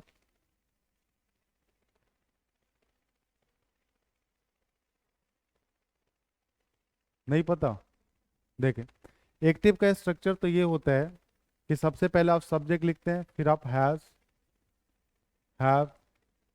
प्लस बीन प्लस वर्ब की आईएनजी फॉर्म लिखते हैं, यही करते हैं। ठीक है, उसके बाद समय में लिख करके आगे बढ़ाते हैं सेंटेंस को, खैर हमें मतलब बस इतना से। तो हम जब इसका पैसिव ट्रांसफॉर्मेशन करेंगे तो क्या इस हैव को हम लिखेंगे या नहीं लिखेंगे, फिर क्या इस बीन को भी लिखेंगे या नहीं लिखेंगे, लिखेंगे ना। उसके बाद ये हम मेन वर्ब देखें, मेन वर्ब किस फॉर्म में, आईएनजी फॉर्म में, तो मेन वर्ब को हम किस में चेंज करेंगे, वर्ब के थर्ड फॉर्म में करेंगे ना। लेकिन इससे पहले हमें क्या चाहिए, बी फॉर्म चाहिए, तो ये आईएनजी फॉर्म में, तो हमें बी फॉर्म क्या लगाना होगा, क्या आएगा, बिंग, तो हमने यहाँ पे लिख दिया बिंग। क्या ये पैसिव स्ट्रक्चर बन गया, नहीं बन गया। लेकिन क्या ये लिखना सही है, सही नहीं है। क्यों सही नहीं है, तो आप देखें, क्या ऑलरेडी एक बी फॉर्म यहाँ पे है और फिर आपने एक और बी फॉर्म लगा दिया, तो क्या एक सेंटेंस में दो दो बी फॉर्म आएंगे, नहीं आएंगे। तो अगर एक सेंटेंस में दो दो बी फॉर्म नहीं आएंगे तो ये सेंटेंस लिखना गलत होता है, मतलब कि इसका पैसिव वॉइस नहीं होता। क्यों नहीं होता, क्यों नहीं होता, क्योंकि इसमें दो दो बी फॉर्म आ गए। क्लियर है या किसी को कोई डाउट है, क्लियर है सभी को स्ट्रक्चर। चलो, इसके बाद नेक्स्ट जो आता है उसे हम कहते हैं पास्ट इंडेफिनिट। आपने अभी बी फॉर्म पढ़ा, पैसिव के लिए हमें सबसे इंपॉर्टेंट क्या है, तो पैसिव के लिए सबसे इंपॉर्टेंट है be form plus verb third. ठीक है, आपने बी फॉर्म भी देखा, चलो यहाँ फिर से लिख देते हैं बी फॉर्म, कि बी फॉर्म का फर्स्ट फॉर्म, सेकंड फॉर्म और थर्ड फॉर्म। फर्स्ट फॉर्म क्या होता है, इज, एम, आर, सेकंड होता है वॉज, वर, और V3 क्या होता है, बिन, यही होता है ना।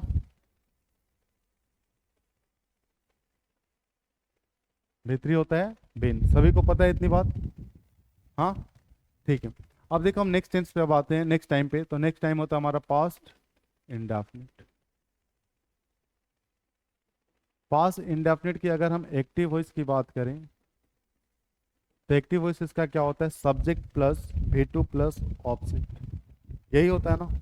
तो हमने लिखा subject plus V two plus object. मैंने कहा कि सब्जेक्ट ऑब्जेक्ट को हम मेंशन नहीं करेंगे। अब इसका हम पैसिव बनाएंगे अगर, तो पैसिव किस तरीके से बनेगा जरा आप ये अब देखें। अगर हम पैसिव बनाने की बात करें, तो पैसिव हम बनाएंगे तो क्या लिखेंगे, सबसे पहले हम, यहाँ पे कोई हेल्पिंग वर्ब है, पास्ट इंडेफिनिट में क्या कोई हेल्पिंग वर्ब है, नहीं है, नहीं है ना।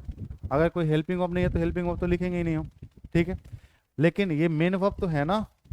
अगर मेन वर्ब है तो मेन वर्ब ये भी टू किस में चेंज होगा, भी थ्री में चेंज होगा, होगा। तो हम इसे भी थ्री में चेंज कर दिए। लेकिन भी थ्री में चेंज करने से पहले हमें क्या चाहिए, बी फॉर्म चाहिए या नहीं चाहिए। तो यहाँ पे मेन वर्ब किस फॉर्म में है, भी टू में। समझना इस चीज को, क्या भी टू में है या नहीं है। अगर भी टू में है तो हमें बी फॉर्म भी भी टू का चाहिए या नहीं चाहिए। बी फॉर्म भी अगर भी टू का चाहिए तो क्या ये वॉज और वर आएगा या नहीं आएगा। तो हमने यहाँ पे क्या लिखा, वॉज या फिर वर और उसके बाद बी थ्री। ये स्ट्रक्चर किसका होगा, पास्ट इंडेफिनिट का पैसिव स्ट्रक्चर। क्लियर है सभी को, ठीक है। नेक्स्ट देखिए आप, इसके बाद पास्ट कॉन्टिन्यूस। अगर हम पास्ट कॉन्टिन्यूस की बात करें तो समझना, पास्ट कॉन्टिन्यूस के एक्टिव और पैसिव। अगर हम पास्ट कॉन्टिन्यूस के एक्टिव की बात करें तो एक्टिव आपको पता है कि subject plus was were plus verb की आईएनजी फॉर्म प्लस ऑब्जेक्ट, यही होता है या नहीं होता, यही होता है। अब इसका हम पैसिव बनाते हैं। तो क्या यहाँ ऑलरेडी हेल्पिंग वर्ब रिटेन है या नहीं है, ऑलरेडी रिटेन है, तो हेल्पिंग वर्ब को हम वैसे ही छोड़ देंगे, वॉज वर। लेकिन क्या ये आईएनजी फॉर्म मेन वर्ब है या नहीं है, और मेन वर्ब को हम वर्ब के थर्ड फॉर्म में लिखेंगे या नहीं लिखेंगे, लिखेंगे ना। तो हम क्या करेंगे, अगर इसे मेन वर्ब के थर्ड फॉर्म में लिखना है तो हमने थर्ड फॉर्म में लिख दिया। लेकिन थर्ड फॉर्म लिखने से पहले हमें बी फॉर्म चाहिए या नहीं चाहिए, बी फॉर्म चाहिए। तो मुझे बताओ ये किस फॉर्म में है, आईएनजी फॉर्म में। तो इसका बी फॉर्म क्या आएगा, क्या आएगा, बेंग। तो हम क्या लिखेंगे, बेंग। तो ये बात समझ में आ रही है, ये बिंग क्यों लगाना पड़ रहा है, या किसी को कोई डाउट है, क्लियर है। इसके बाद नेक्स्ट टेंस कौन सा होगा, तो इसके बाद नेक्स्ट टेंस आएगा that tense is past perfect. अगर हम पास्ट परफेक्ट की एक्टिव और पैसिव स्ट्रक्चर्स की बात करें, तो इसका एक्टिव क्या होता है, तो आप सभी को पता है कि इसका एक्टिव होता है, पहले आप लिखते हैं हैड, फिर आप लिखते हैं भी3, यही करते हैं। तो यहाँ पे हेल्पिंग वर्ब कौन है, हैड, और मेन वर्ब कौन है, भी3। तो हैड में ही रहेगा, इसको तो चेंज करना ही नहीं है हमें। हमने लिखा हैड, हैड, उसके बाद ये भी3 है ना। तो भी3 तो ऑलरेडी भी3 में है, तो इसको तो हम एज इट इज लिख देंगे। लेकिन हमें बी फॉर्म का भी3 चाहिए या नहीं चाहिए, तो बी फॉर्म का भी3 यहाँ पे क्या आएगा। क्लियर हो पा रही है बातें। इसके बाद नेक्स्ट देखिए, नेक्स्ट टेंस जो आएगा that is called past perfect continuous, past perfect continuous, ठीक है। अगर हम पास्ट परफेक्ट कॉन्टिन्यूअस की बात करें तो पास्ट परफेक्ट कॉन्टिन्यूअस में क्या होगा, सबसे पहले आप इसके एक्टिव स्ट्रक्चर को देखें और फिर हम इसके पैसिव को देखेंगे। तो एक्टिव स्ट्रक्चर आप लोगों ने इसके पढ़ रखे हैं टेंसेज में। क्या होगा इसका, तो एक्टिव स्ट्रक्चर होता है subject plus had plus been plus verb की आईएनजी फॉर्म, यही होती है स्ट्रक्चर। हाँ, यही है ना। पैसिव कैसे बनाएंगे, सबसे पहले हम इस हेड को लिखेंगे या नहीं लिखेंगे, हेड लिखेंगे। अरे यार ये क्यों ऐसे कर रहा है, अभी तो वाइट चल रहा था ये। हैड, फिर लिखेंगे बीन, और फिर ये V3 में चेंज होगा, लेकिन आईएनजी फॉर्म तो आएगा ना, तो हम लिखेंगे बीइंग प्लस ऑब्जेक्ट। यही होगा या नहीं होगा? लेकिन हमें आप बताएं, क्या ये बी फॉर्म, ये भी बी फॉर्म, दो बी फॉर्म है, तो क्या इसका भी पैसिव होगा? तो इसके पास भी पैसिव नहीं होता। क्लियर है? ठीक है। इसके बाद हम नेक्स्ट सेंटेंस पे मूव करते हैं, और नेक्स्ट जो हमारा आता है टाइम, वो है फ्यूचर। ठीक है, तो देखिए फ्यूचर,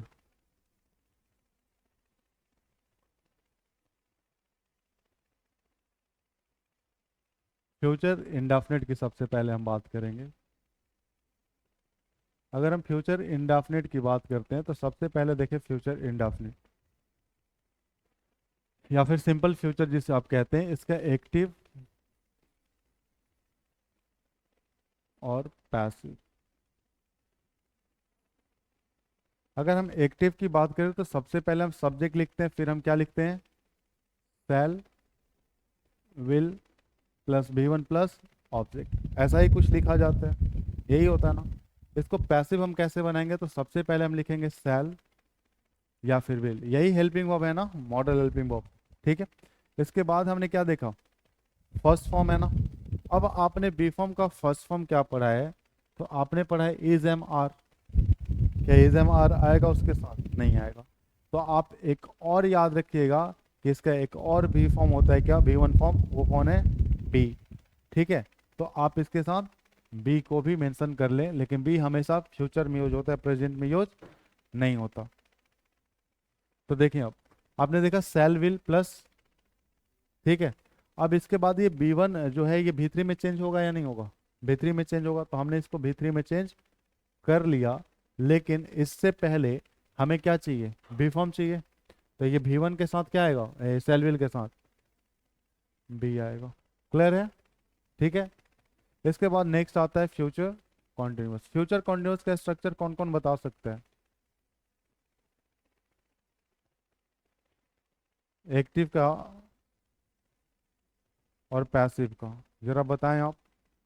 पहले एक्टिव का किसको किसको आता है, जरा रेज योर हैंड, बताइए।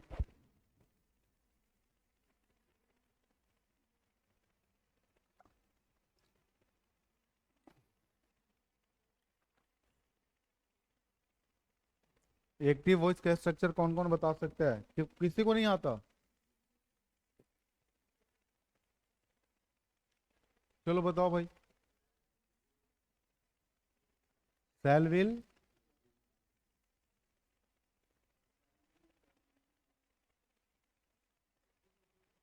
भाई जिससे मैं पूछ रहा हूँ उसी को बताने दो। सेल विल प्लस V-ING, ये बता दो तुम, अनीता, उधर भाई corner.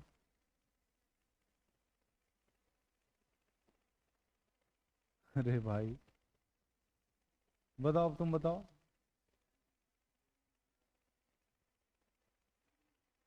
Cell will plus been, हाँ। तुम भाई लाइनिंग शर्ट वाले।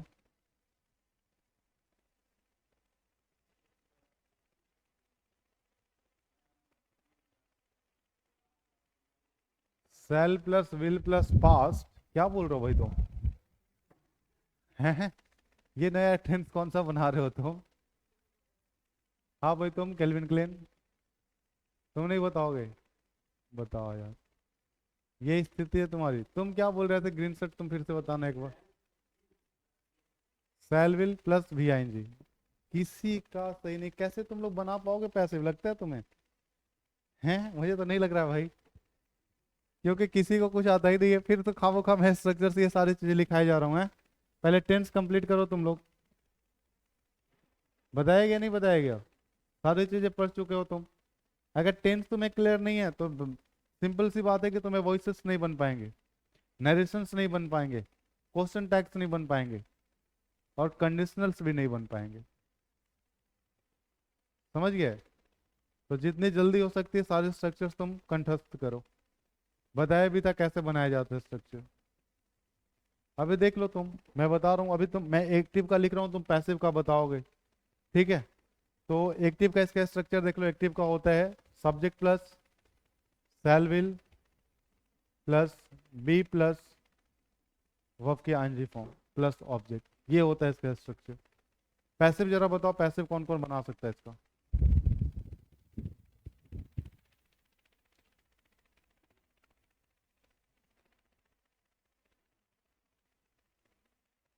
अपना बनाओ ना, कैसा तुम दोनों शेयर करके बनाते हो, बनाओ अपनी।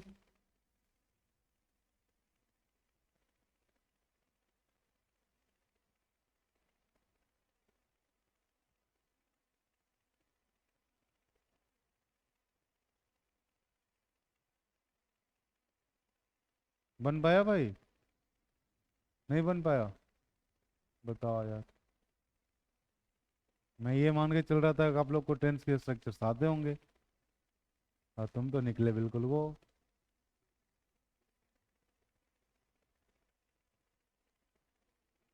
बन गया?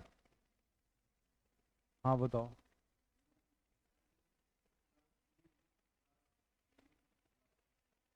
शैल will plus be plus being ING form. और कोई?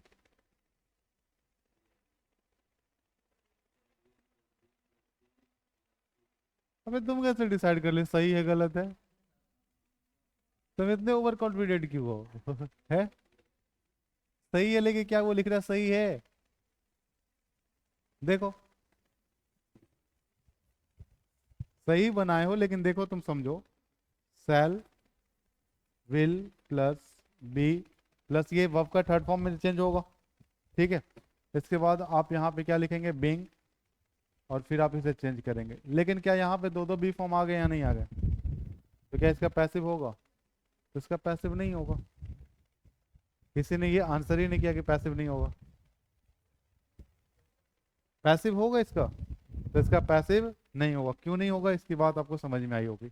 इसके बाद नेक्स्ट आता है फ्यूचर परफेक्ट।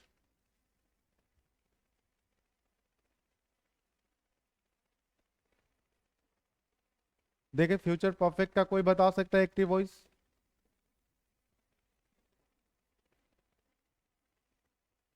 बताइए। मैं आपको बेसिक में भी बताया था टेंस कैसे बनते हैं, जब टेंसेस पढ़ा आपने तब भी बताया गया, लेकिन फिर भी आपसे नहीं बन पा रहे क्वेश्चंस। क्वेश्चन छोड़ो, स्ट्रक्चर्स नहीं बन पा रहे हैं।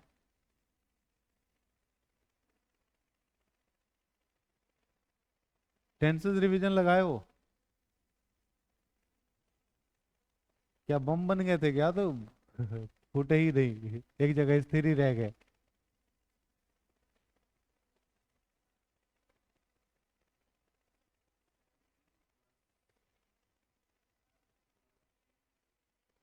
Have plus V3? अरे मूर्ख हो, तुम लोग को बेसिक में बताया गया कि बी फॉर्म से कौन सा टेंस बनता है? कॉन्टिन्यूअस बनता है बी फॉर्म से। तो क्या तुम्हें ये कॉन्टिन्यूअस दिख रहा है? तो बी फॉर्म कैसे लगा रहे हो तुम? डू फॉर्म से इंडेफिनिट और हैव फॉर्म से परफेक्ट। बताया गया था आप लोगों को कैसे टेंस बनाए जाते हैं। नहीं हुआ? नहीं था? सही तो है, आगे लिखो। बीन लगा के बैठी हुई है। बीन बजाओगे? देखो, बीन बीन क्यों लगा रहे हो, जबकि बेसिक में बताया गया है कि बीन से कॉन्टिन्यूअस टेंस बनता है। तो ये क्या कॉन्टिन्यूअस है क्या? यहाँ पे कॉन्टिन्यूअस था तो देखो बी फॉर्म आया। कहीं पे भी देखे होगे कंटिन्यूअस में बी फॉर्म आएगा, देख लो। यहाँ पे पास्ट कॉन्टिन्यूअस देखो, क्या ये बी फॉर्म है या नहीं है? ये कॉन्टिन्यूअस बना रहा है। वैसे तुम देखोगे प्रेजेंट में भी तो इज एम आर है या नहीं है? ये कॉन्टिन्यूअस बना रहा है, तो कॉन्टिन्यूअस बनाने के लिए बी फॉर्म चाहिए। हाँ हाँ। देखो, सिंपल सी बात समझो। अगर तुम्हें नहीं बनाने आ रहा, समझो मैं यहाँ समझा रहा हूँ। इतना तो पता है कि सेल विल से फ्यूचर बनता है, और मैंने जब बेसिक बताया था तो क्या आपको ये बताया था कि बी फॉर्म से कॉन्टिन्यूअस, हैव फॉर्म से परफेक्ट, और डू फॉर्म से इंडेफिनिट बनता है। बताया नहीं बताया? बताएं आप में। बताया था ये बात। तो आप जैसे ही परफेक्ट देख रहे हो तो परफेक्ट में हैव फॉर्म आएगा या नहीं आएगा? आएगा ना, समझो। तो आप सेल विल से फ्यूचर बनाते हो, इतनी बात सबको पता है ना? ठीक है। तो आपने सबसे पहले लिखा सेल या फिर विल, समझना। इससे क्या बन गया हमारा, कौन सा टाइम बना? सेल विल से फ्यूचर बन गया। अब मुझे परफेक्ट बनाना है ना। परफेक्ट बनाने के लिए हमें क्या चाहिए, हैव फॉर्म चाहिए या नहीं चाहिए? चाहिए ना। तो हम यहाँ पे हैव लिख देंगे। और आपको पता है कि हैज, हैव और हैड वर्ब के कौन से फॉर्म लेते हैं? Third form. तो हमने वर्ब के थर्ड फॉर्म लिख दिए। हो गया ये एक्टिव स्ट्रक्चर। तो ये सारी चीजें बताई गई हैं। समझ पाए कैसे बना? क्लियर है? ठीक है। अब देखो अब कैसे बनाएंगे हम। तो समझो इसका पैसिव बनाने के लिए सबसे पहले ऑब्जेक्ट को हम सब्जेक्ट बनाएंगे, लेकिन हेल्पिंग ऑफ को तो एज इट इज लिखेंगे हम। सेल विल तो एज इट इज आएंगे, आएंगे ना। इसके बाद देखो ये हैव भी होगा, लेकिन ये मेन वर्ब तो ऑलरेडी वर्ब के थर्ड फॉर्म में है, तो अच्छी बात है। हमें बस क्या लगा देना है, बिन, और इसके बाद वर्ब के थर्ड फॉर्म। क्लियर है? समझ पाए? बताओ। फिर भी आपको नहीं आ रहा है यार।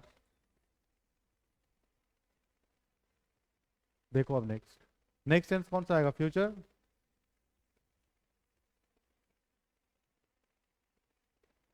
Perfect, continuous. देखो इसका एक्टिव बनाने का स्ट्रक्चर और पैसिव बनाने का क्या होता है। एक्टिव बनाने के लिए, सॉरी, पहले फ्यूचर बनाने के लिए हमें क्या चाहिए, सबसे पहले सेल विल चाहिए। हमने लिखा सेल विल। परफेक्ट बना, फ्यूचर बन गया इससे। परफेक्ट के लिए हैव, और कॉन्टिन्यूअस के लिए क्या चाहिए, बी फॉर्म। तो बी फॉर्म यहाँ पे कौन आएगा, हैव के बाद कौन सा फॉर्म चाहिए हमें, थर्ड फॉर्म ना। तो बी फॉर्म का थर्ड फॉर्म कौन होता है, बिन, तो हमने बिन लिख दिया। उसके बाद फिर आईएनजी फॉर्म चाहिए। हो गया कॉन्टिन्यूअस। यहाँ तक तुम्हें समझ में आ रहा है? समझना तो टेंस में, पैसिव में तो बताना ही नहीं चाहिए था, लेकिन देखो तुम समझो। सेल विल समझ पा रहे हो, फ्यूचर बना रहे हैं। ठीक है। परफेक्ट के लिए अभी मैंने क्या बताया आपको, हैव लगाया हमने, लगाया ना। अब समझना, जैसे मैं कहता हूं तो I have solve the question, ऐसा ही कहते हो। तो हैव के बाद ये कौन सा फॉर्म लगाते हो, भी3 लगाते हो या नहीं लगाते? तो हमें कॉन्टिन्यूअस बनाने के लिए कौन सा चाहिए, बी फॉर्म चाहिए या नहीं चाहिए? और बी फॉर्म का भी3 चाहिए या नहीं चाहिए? भी3 क्यों चाहिए, क्योंकि हैव के बाद आ रहा है, हैव अपने बाद क्या लेता है, भी3 लेता है, लेता है ना। तो हमने यहाँ पे क्या लिख दिया, बिन, भी3 बिन ही होता है ना। इसके बाद कॉन्टिन्यूअस में आपको पता है कि मेन वर्ब हमेशा आईएनजी फॉर्म में आती है, क्योंकि एक्शन हो रहा होता है। तो हमने आईएनजी कर दिया। आया बात समझ में या नहीं आया? ठीक है। बहुत आसान है यार, कुछ भी नहीं है। तुम जैसे अगर तुम इसको भी देखोगे, अगर इसको बनाना चाह रहे हो तो कुछ नहीं है, तुम समझ लो इसको कैसे बनाओगे। सेल विल क्यों आ रहा है ये तो पता है सभी को। ठीक है। अब देखो सेल विल के बाद हम हमेशा क्या लगाते हैं, भी1 लगाते हैं। लेकिन हमें फ्यूचर तो हम सेल विल से बना दे, लेकिन कॉन्टिन्यूअस बनाना है हमें, बनाना है नहीं बनाना कॉन्टिन्यूअस। तो सेल विल के बाद क्या लगाता हम, भी1। कॉन्टिन्यूअस के लिए हमें कौन सा फॉर्म चाहिए, बी फॉर्म। तो बी फॉर्म का फर्स्ट फॉर्म क्या आएगा, बी आएगा या नहीं आएगा? तो हमने बी लिख दिया, और उसके बाद आईएनजी लिख दी, क्योंकि हो गया। तो क्या टफ है? तुम लोग रिवीजन नहीं लगाए होगे, रिवीजन नहीं लगाओगे तो दिक्कत आएगी। ठीक है। देखो नेक्स्ट। हाँ, इसका अब हमें पैसिव बनाना है। तो पैसिव के लिए हम क्या लिखेंगे, सेल, यार ये कभी क्या चलता है कभी, shall will plus have plus been plus, अब ये आईएनजी फॉर्म वर्ब के थर्ड फॉर्म में चेंज होगा, लेकिन इससे पहले हमें बी फॉर्म लगाना है। तो बी फॉर्म में क्या लगाएंगे, बीइंग प्लस थर्ड फॉर्म। क्या आपको दो दो बी फॉर्म दिख रहे हैं? और दो दो बी फॉर्म दिख रहे हैं, तो इसका भी पैसिव नहीं होगा। क्लियर है? तो एक बार देख लें आप, शुरू से लेकर के तीनों स्लाइड में दिखा देता हूँ, फिर मैं आपको क्वेश्चंस दूंगा। तो आपने क्या देखा कि आपके पास 4 के तो बनते ही नहीं है, 12 होते हैं ना।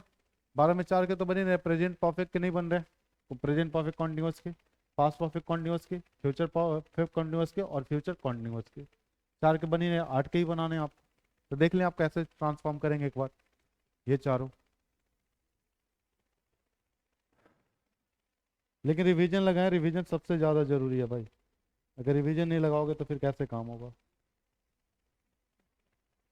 हाँ।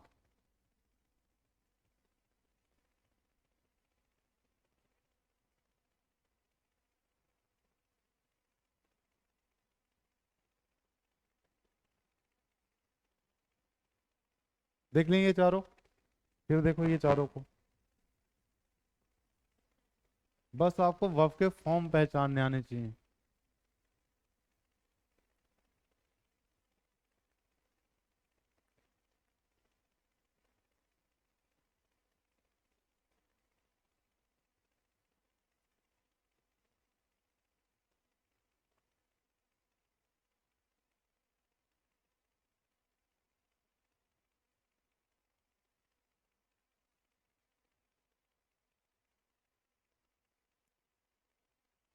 क्लियर है? चलो नेक्स्ट देखो, फिर क्वेश्चंस देते हैं।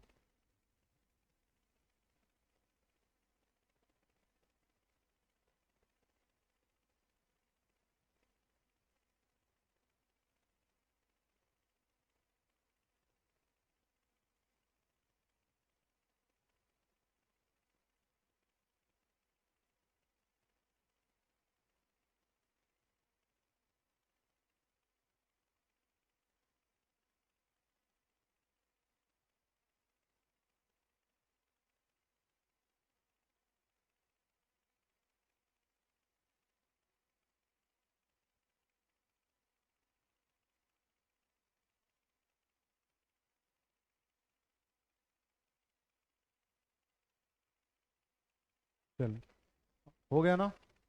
अब मैं क्वेश्चंस लिख रहा हूँ, देख।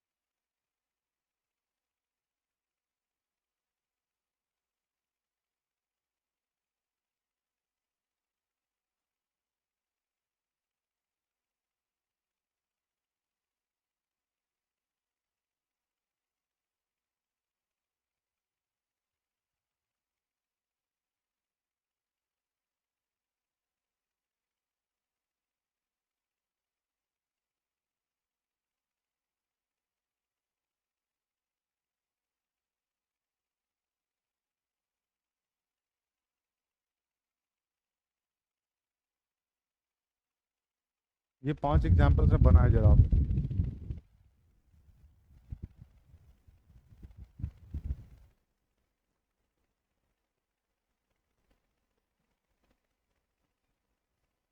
बनाए जल्दी जल्दी आप लोग, 2-3 मिनट रुकूंगा।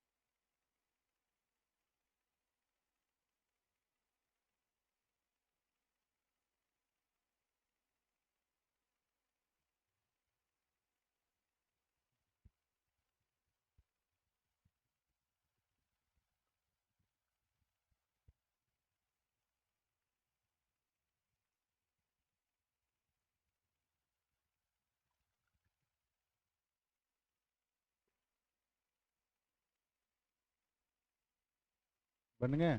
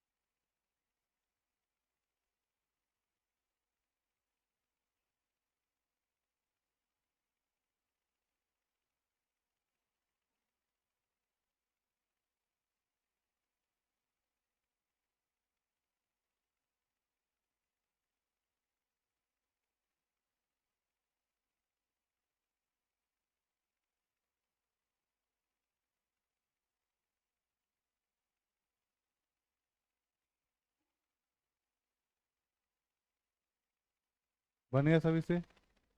मिला है जी आंसर? चलिए अब आंसर्स को अपने वेरीफाई करेंगे। देखिए फर्स्ट आंसर लिखा हुआ क्वेश्चन कि दे मेंशन्ड ऑल द प्रॉब्लम्स। बता सकते हैं कौन सा टेंस है ये? हाँ, सिंपल पास्ट। आप सिंपल पास्ट के पैसिव में सबसे एक्टिव में सबसे पहले चीज आपको बस याद रखना कि भी टू आता है। भी टू आया है, ठीक है। तो आपने सबसे पहले ऑब्जेक्ट को मेंशन किया, ऑब्जेक्ट लिखा, ऑल द प्रॉब्लम्स आपने लिखा, ऑल द प्रॉब्लम्स। अब यहाँ पे समझना है उस स्ट्रक्चर को, अगर आपको याद नहीं भी है तो बस आपको बी फॉर्म याद है, उससे काम हो जाएगा। मेंशन्ड भी टू लिखा हुआ है एक्टिव में, इसे हम भी3 करेंगे, लेकिन भी3 करने से पहले क्या हमें बी फॉर्म चाहिए या नहीं चाहिए? अगर एक्टिव में भी2 है तो हमें बी फॉर्म भी भी2 चाहिए या नहीं चाहिए? भी2 चाहिए। भी2 क्या आएगा? या तो वॉज आएगा या फिर वर आएगा, यही आएगा। तो मुझे बता, लिखा होता ऑल द प्रॉब्लम्स। यहाँ पे प्रॉब्लम्स प्लूरल है ना, अगर प्लूरल है तो हम क्या लिखेंगे यहाँ पे? वर्ड मेंशन्ड, क्योंकि मेंशन भी3 भी होता है। मेंशन्ड। अच्छा, यहाँ पे डूअर कौन है? दे, जो कि पर्सन है, तो बाई दे। नेक्स्ट है Shreya had purchased a new car. Shreya has purchased a new car, तो सबसे पहले आप लिखेंगे a new car, a new car. अच्छा, हैड तो हेल्पिंग वर्ब है ना, तो हैड रहेगा ही, इसे तो हटाने की जरूरत है नहीं, तो आप लिखोगे हैड। अच्छा, इसके बाद भी3 लिखा हुआ ना, हैड, हैव और हैज क्या लेते हैं अपने साथ? हमेशा भी3 लेते हैं, तो ये भी3 लिखा हुआ है। तो भी3 लिखने से पहले हमें बी फॉर्म चाहिए। बी फॉर्म क्या आएगा?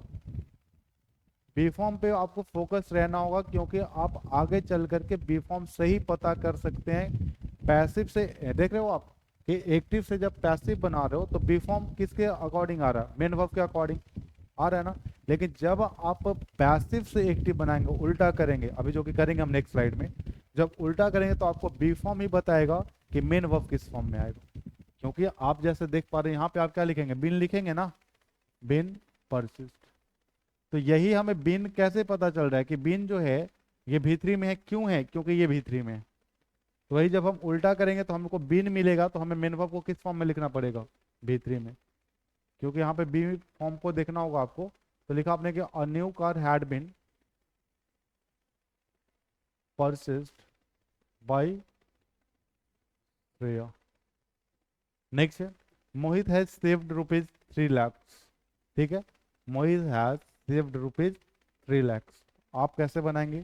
तो आप सबसे पहले लिखेंगे रुपीज 3 lakhs। अच्छा, मोहित सिंगुलर था तो आपने हैज लगाया, लेकिन ये तो प्लूरल है, तो क्या लगेगा यहाँ पे? हैव। अच्छा, ये V3 है या नहीं है? तो हम क्या लिखेंगे? Been saved. ठीक है, ₹3 lakhs have been saved by Mohit. बताइए क्या कोई प्रॉब्लम? फर्स्ट से लेकर के थर्ड तक क्वेश्चन में किसी को भी? सही है। नेक्स्ट देखिए, नेक्स्ट है सिविल मैनेज दोस्तों। सिविल मैनेज दोस्तों, आप कैसे लिखेंगे? सबसे पहले 10 आप लिखो। तो आपने लिखा 10 विल बी आएगा ना, क्योंकि फर्स्ट फॉर्म है be manage managed by her. Next, Sheetal was preparing the food. Sheetal was preparing the food, तो आप क्या लिखोगे? द फूड वॉज ही होगा ना, फिर बीइंग आएगा, वॉज बीइंग प्रिपेयर्ड बाय शीतल। देखेंगे पांचों क्वेश्चंस और बताएं पांचों में पांच किसी के सही हुए हैं? किसी के भी नहीं। चार, चार हुए हैं। तीन, दो। तुम लोग बनाए नहीं क्या भाई? नहीं बनाए? अच्छा, ऐसे बनाए थे। अच्छा बनाइए, लिखिए जल्दी से। लिखिए, मतलब नहीं, आगे हम बढ़ेंगे लेकिन एक बार आप देख लें। लिखने का तो आपके पास है ही उसका, बारकोड के थ्रू तो आप लिख ही लेते हैं।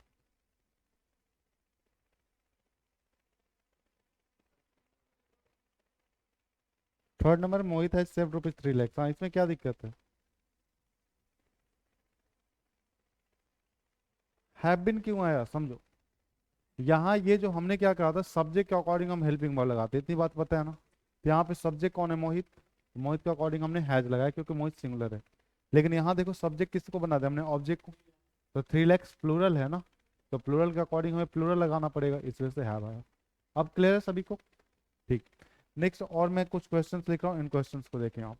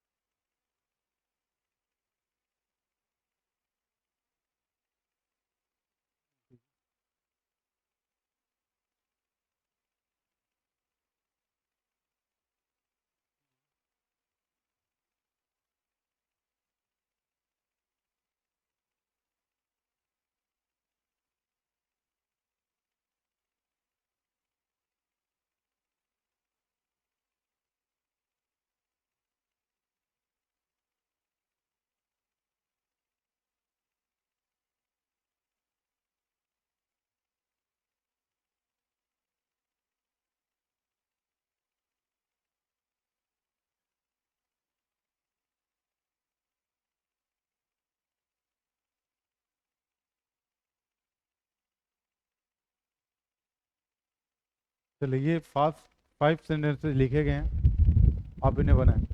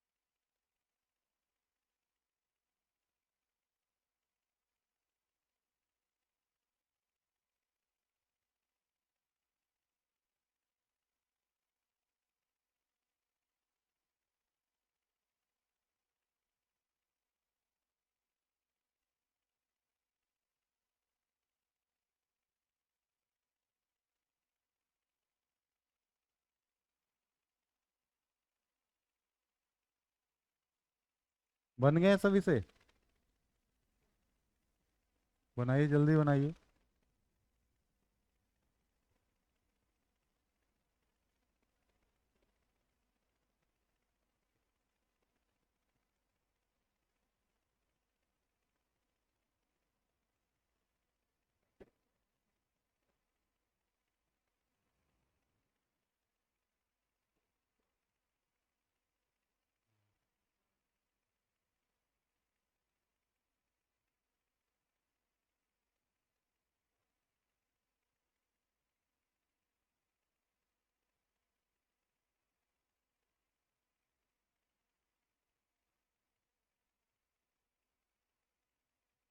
देखें, फर्स्ट क्वेश्चन है, नैना इज रीडिंग अ नॉवेल। क्या है, क्या इसको कैसे बनाएंगे, कौन कौन बता सकता है? हाँ,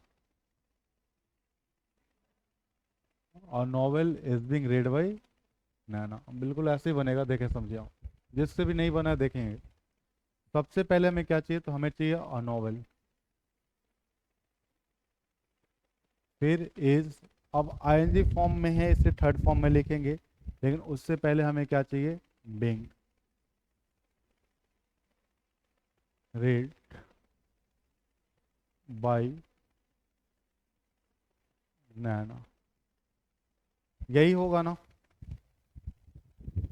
सही है। चलिए, अब सेकंड कौन कौन बता सकता है, raise your hand. They will invite me. हाँ बताओ। हाँ, कुछ और दिख रहा था क्या तुम्हें? अच्छा, गलती से क्या लिख दिए थे? आई एम लिख दिए थे। सही है भाई, तुम हैं। सही है, ये फ्यूचर था, तुम प्रेजेंट में जी रहे हो। तुम सोच रहे थे, तुम मान लिए। देखो, देखो, से विल इनवाइट मी। हाँ भाई, इधर से कोई बता सकता है? क्योंकि यहाँ से नया कॉन्सेप्ट आपको सीखना है। कॉन्सेप्ट क्या, जो आपने टेंसेस में पढ़ रखा है।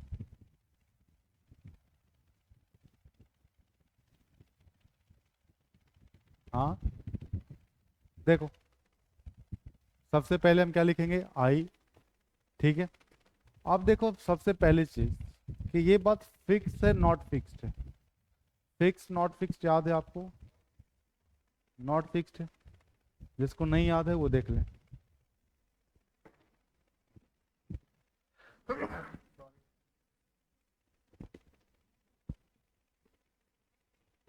देखें, कि आपको बताया गया था कि अगर आपने सेल का इस्तेमाल और विल का इस्तेमाल आई और वी के साथ करते हैं, और अदर्स के साथ आप अगर विल लगाते, तो इस पैटर्न को हम कहते थे नॉट फिक्स्ड। याद होगा आई थिंक आपको। नहीं होगा तो देख लें। और अगर ये ठीक उल्टा हो जाए कि विल का इस्तेमाल अगर हम, सॉरी, सेल का इस्तेमाल अदर्स के साथ और विल का इस्तेमाल अगर हम आई और वी के साथ करें, तो इस पैटर्न को हम कहते हैं फिक्स पैटर्न। याद है ना? हाँ, तो देखिए, अब समझे आप। अब देखो, यहाँ पे सी लिखा हुआ, सी के साथ लिखा हुआ she will invite. She will invite में, तो सी के साथ विल जब हम लगाएंगे, तब ये क्या होगा, सी अदर्स में आएगा, और अदर्स के साथ आपने विल लगाया तो नॉट फिक्स है। तो नॉट फिक्स में यहाँ जो हमारा सब्जेक्ट बन रहा है, सब्जेक्ट कौन बन रहा है, आई। तो नॉट फिक्स में हम सब्जेक्ट के साथ क्या लगाएंगे, आई के साथ। क्या सेल लगाएंगे या नहीं लगाएंगे? सेल लगाएंगे ना, तो हम क्या करेंगे, आई सेल, सॉरी, ये आई सेल, फिर क्या लगाएंगे, बी इनवाइटेड बाई हर। अब क्लियर हुआ? ये सेल क्यों आ रहा है विल के जगह पे, ये बात समझ में आई सभी को? फिक्स नॉट फिक्स का पैटर्न है। ठीक है। नेक्स्ट है, I will post the letters. ये कैसा है, फिक्स है नॉट फिक्स है? फिक्स है। तो हम लिखेंगे the letters. The letters other subject है या नहीं है? तो अदर्स के साथ हम क्या लिखेंगे, सेल,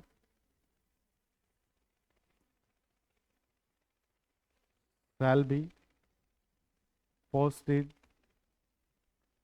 बाय मी। क्या है ये चीजें समझ में आ रही हैं सभी को? अगर आ रही है नेक्स्ट देखिए लिखा हुआ दे love their parents, they love their parents. ये कौन सा टेंस है? और प्रेजेंट इंडेफिनिट। अगर ये प्रेजेंट इंडेफिनिट है तो आप क्या लिखेंगे? तो आप लिखेंगे कि their parents are loved by them. ऐसा ही होगा। नेक्स्ट है Kajal shall have donated rupees 10,000। Kajal shall have donated rupees 10,000। बताएं इसमें क्या एरर है? मतलब इसका कैसे ट्रांसफॉर्मेशन करेंगे? अरे आदत हो गई एरर पूछने की, इस वजह से एरर मैं कह देता हूँ। फिर एरर भी पूछा जाए तो तुम्हें ट्रांसफॉर्म करके बताना है। हाँ, पहले ये बताओ ये फिक्स है नॉट फिक्स्ड है? फिक्स है, क्योंकि आपने काजल क्या है? अदर है, और अदर सब्जेक्ट के साथ आपने क्या लगा दिया? सेल लगा दिया, तो फिक्स्ड है। तो आप इसे फिक्स पैटर्न पे ही फॉलो करके बनाएंगे। तो सबसे पहले आप क्या लिखेंगे? रुपीज 10,000। तो सब्जेक्ट आप लिखें रुपीज 10,000।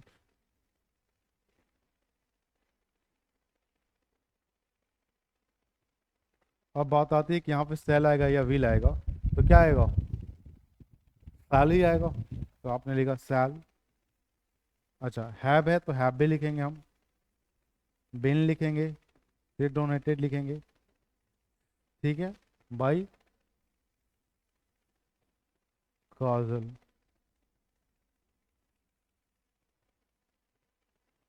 बताइए क्या इन पांचों सेंटेंस में किसी को कोई डाउट है?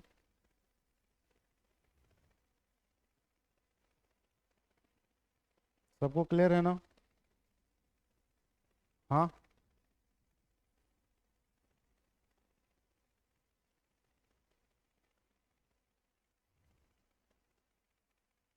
कोई डाउट है किसी को? क्लियर है सारे? ठीक है, तो आज की क्लास यहीं तक। ठीक है, फिर मुलाकात होगी हमारी नेक्स्ट क्लास में। Thank you very much, join to all of you. बाकी आप रिवीजन लगा करके आओगे सारी चीज़ें। टेंसेज सबसे पहली चीज़ कि टेंस को आप प्रायोरिटी दें, क्योंकि आपको टेंस नहीं समझ में आएगा कोई टॉपिक इधर डिस्क्रिप्टिव ग्रामर का समझ में नहीं आएगा। इस वजह से टेंस को आप ढंग से पढ़ें, रिवीजन लगाएं बार बार। ठीक है, सेकंड क्वेश्चन। तो सही है, ठीक है, चलिए।